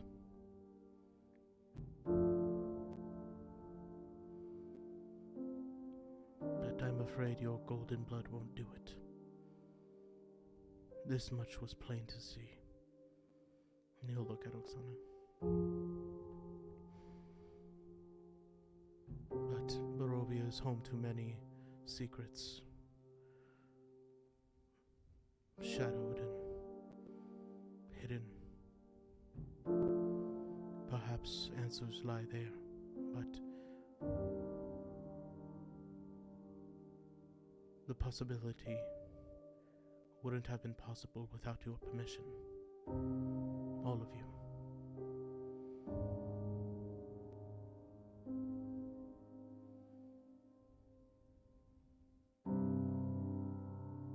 And now, if you still don't trust me, the only way to rid me of this body is to find someone of his blood to renounce me.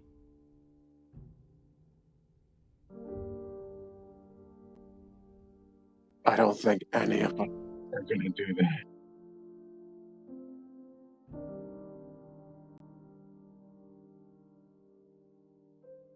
Moto, your mic fucked up a little bit. When you let me in, is it good now? Sounds better, yeah. Tigran will run and say, I don't think any of us is gonna let that happen.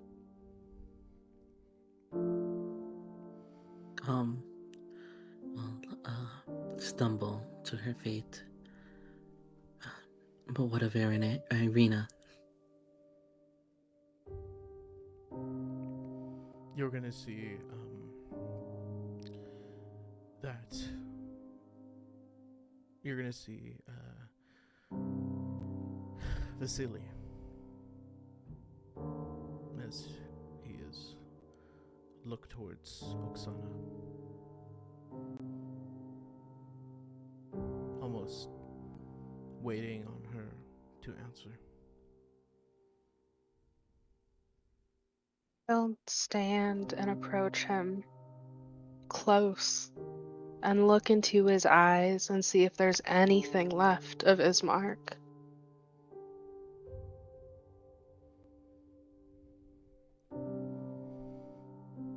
You'll see that he'll look at you and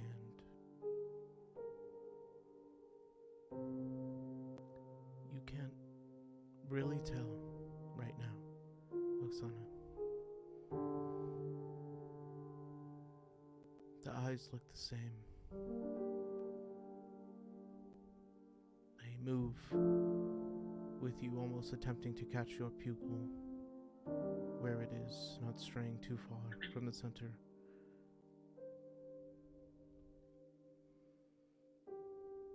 But you will see a face of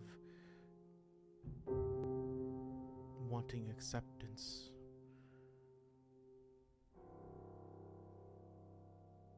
From Vasily.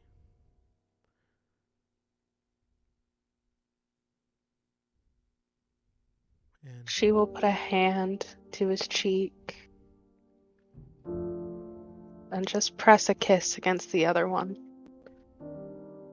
And quiet enough that just the both of them can hear her.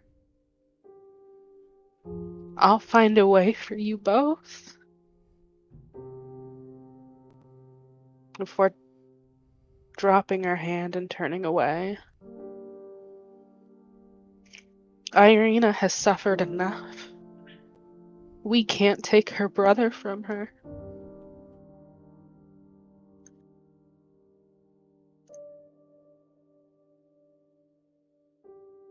What is it you're suggesting, Oksana?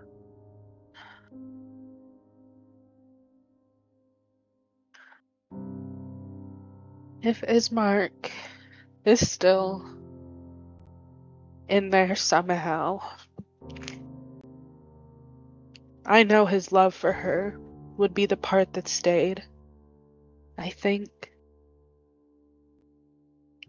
until we find another way. Telling her would only hurt her.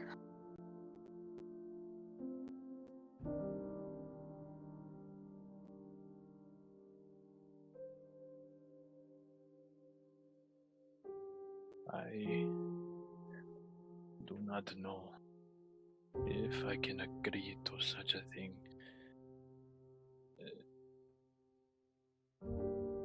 It is one thing to lose the sibling most closest to you, but having such information kept from you, I kept from myself in such a situation, I cannot imagine what I would do when I found out the truth. I would Perhaps rather she hate me than realize she's alone.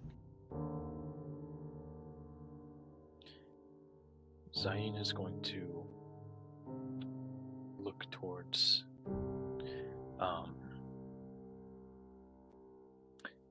sorry, is it Vasily? Yes. Zayn is going to look towards Vasily. And he'll have stowed his shield.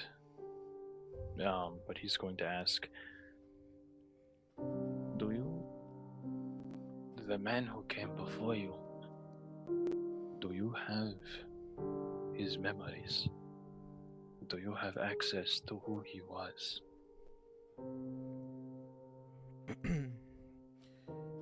It is faint now. It's similar to that manner that you were in. Though this one is a lot more clear. I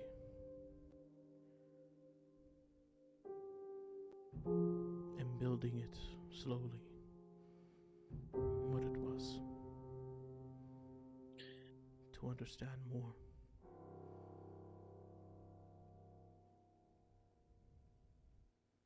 But the soul is unstable for now.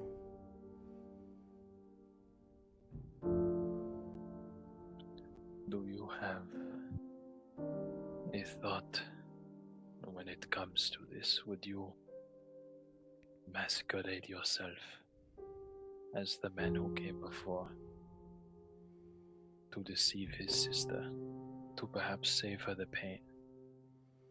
Or would you tell her the truth, knowing that she deserves it?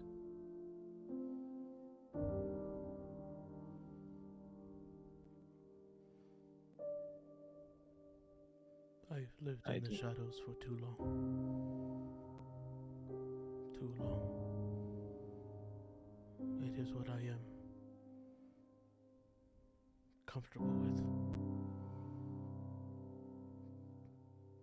That the look on Oksana's face tells me what I believe has to be true. I must keep this a secret.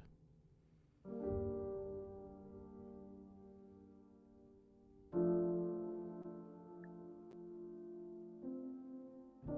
I cannot masquerade as a man I do not know. I have seen, yes, I have seen them laugh with you, fight with you. But I am not him, not truly.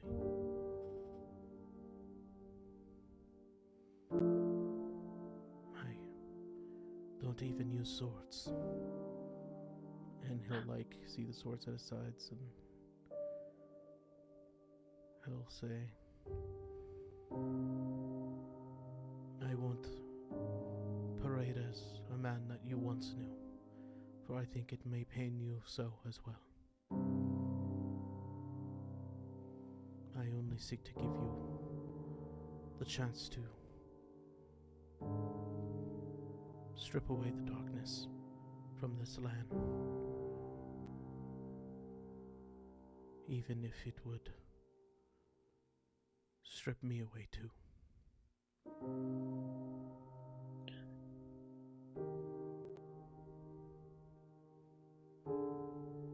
The world is full of many secrets, as you said. Many secrets and perhaps many gifts alongside it. There may be a way for us to do both. But before we do, he is going to turn to Tigran, Calm, and Irene, who have yet to give their opinions on the matter of playing the facade. He will turn to them and say, before we continue, I would like to hear everyone's opinion on the matter.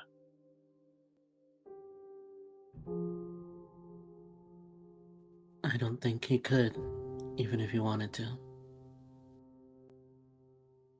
You're gonna see a look of shame on Vasily's face as he'll look down.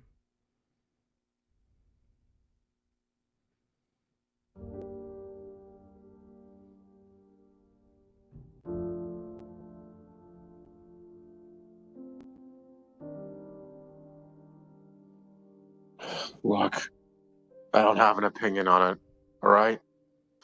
If he says there's a way to save the man, then we'll try.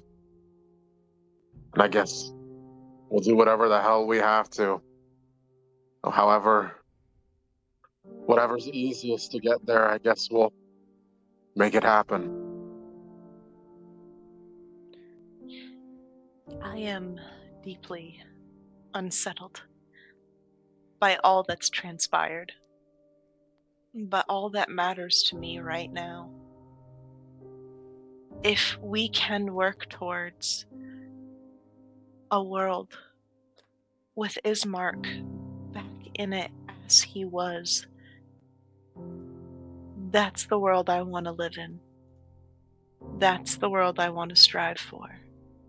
So I'll do whatever it takes to make that happen. Zain nods his head towards all their opinions, takes a step towards Vasily, and will give him a clap on the shoulder.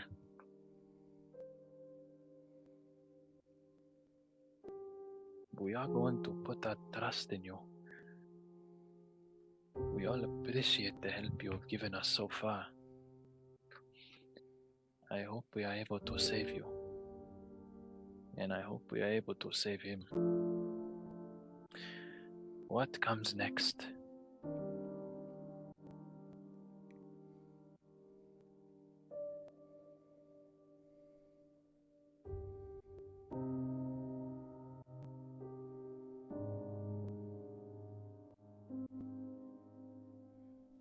Um,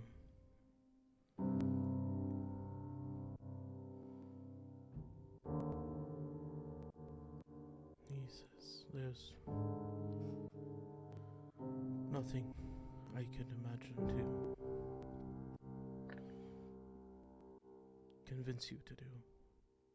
Yeah. It's been some time since I had pulled you from that Vistani camp. It is now the morning, the day after. But there is still a girl to look for. And there's still a madman on the hunt.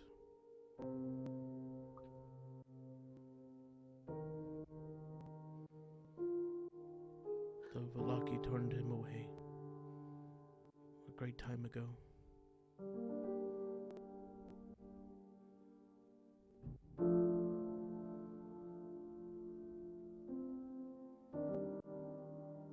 I think we have a moment to collect ourselves, to do the right thing. Isn't that right, Zain? Arabelle, she is still missing. She's still out there somewhere. If you do this thing for me, if you act for a moment as the man before you did,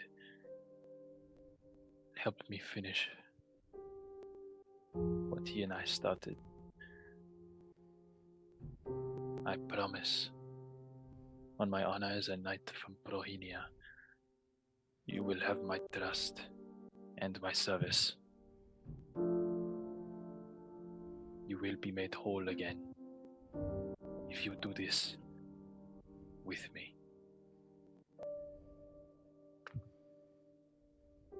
See Vasily nods his head. And he will, remove his swords and say, well, let me get ready then. What do you plan to do with those? If you are no swordmaster, what comes next? He'll hand them to you.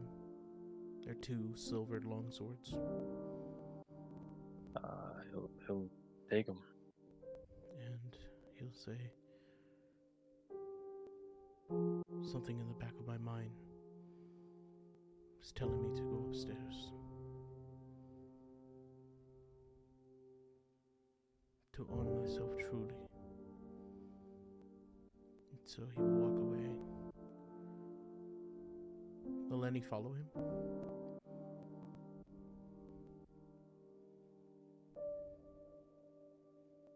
Oksana will. We'll try, but she's still stumbling.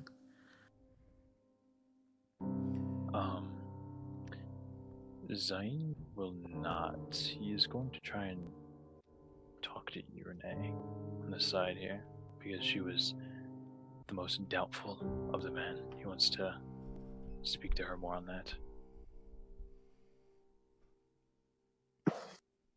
The echo of the memory of Chef telling Tigran that his flames were meant for healing and not hurting will echo in his mind.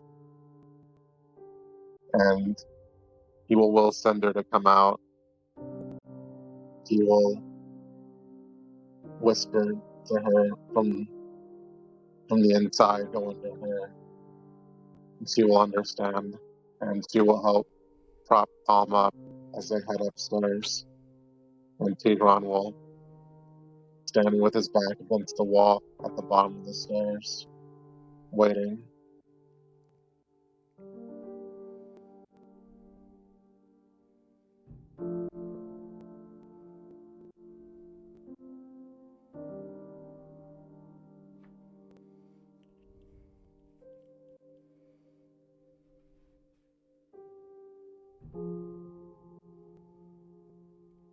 So is it just Oksana and Vasily who go upstairs?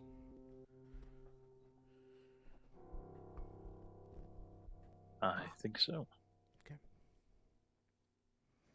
Oksana, if you follow Vasily, will you say anything to him as you walk towards a room in a further hallway? No. I think she's still struggling to look at him without seeing his mark.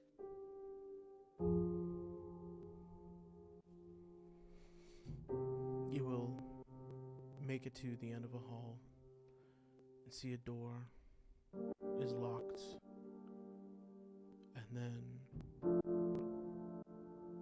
Vasily would look at his hand and then realize something, and then you will see that the hand in the palm will seemingly allow these tendrils of shadow to reach into where the key is and to unlock it, and he will unlock the door, open it, and you'll enter into a room that is not as decrepit as the rest of the house. It will be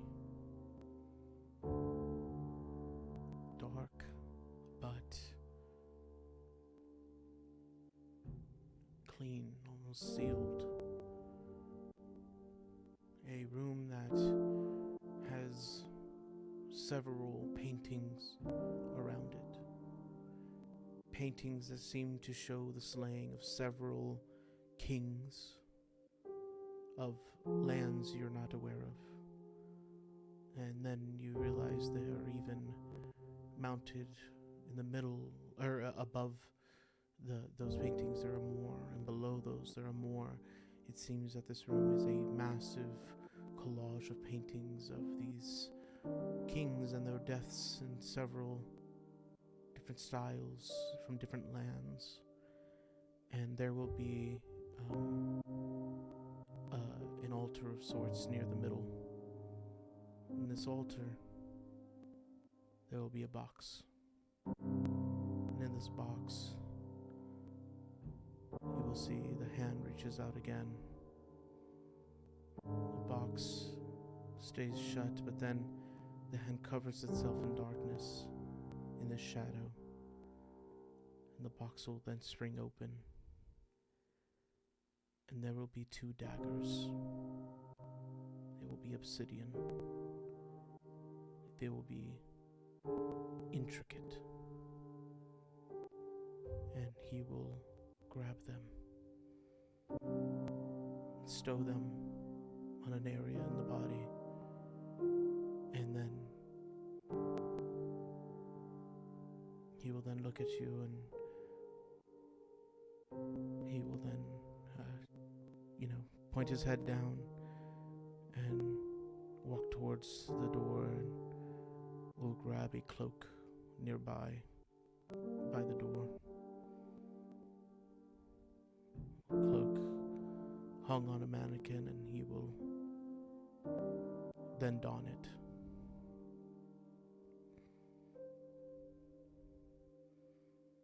The cloak will cover him. The cloak will even cover his hair.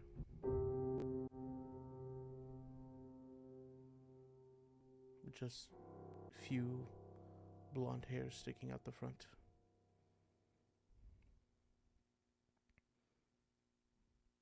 And he'll stop, and before he walks away completely from you, Oksana, he'll turn to you and say,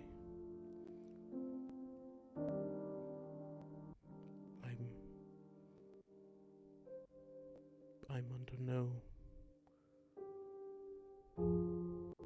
foolhardy idea that I could be the man that I parade in.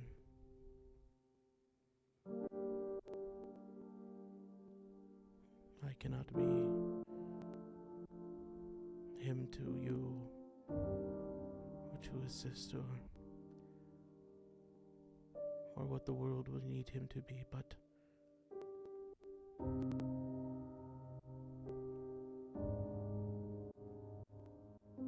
I can try. I can try really hard to.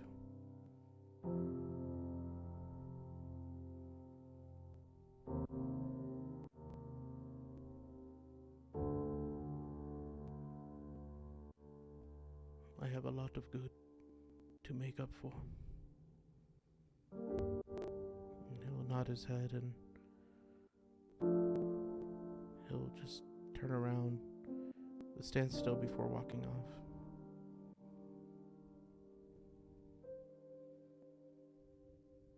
Silly. Thank you.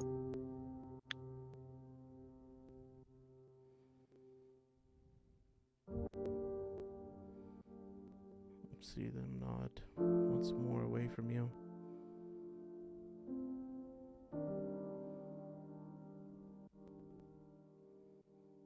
And he will say thank you.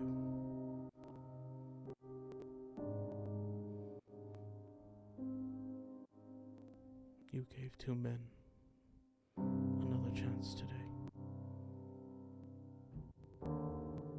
And he will begin to walk away.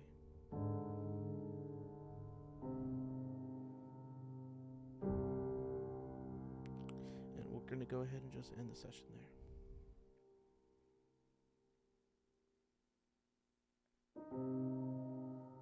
Lovely stuff tonight. I have to wake up in 4.5 hours. See y'all later.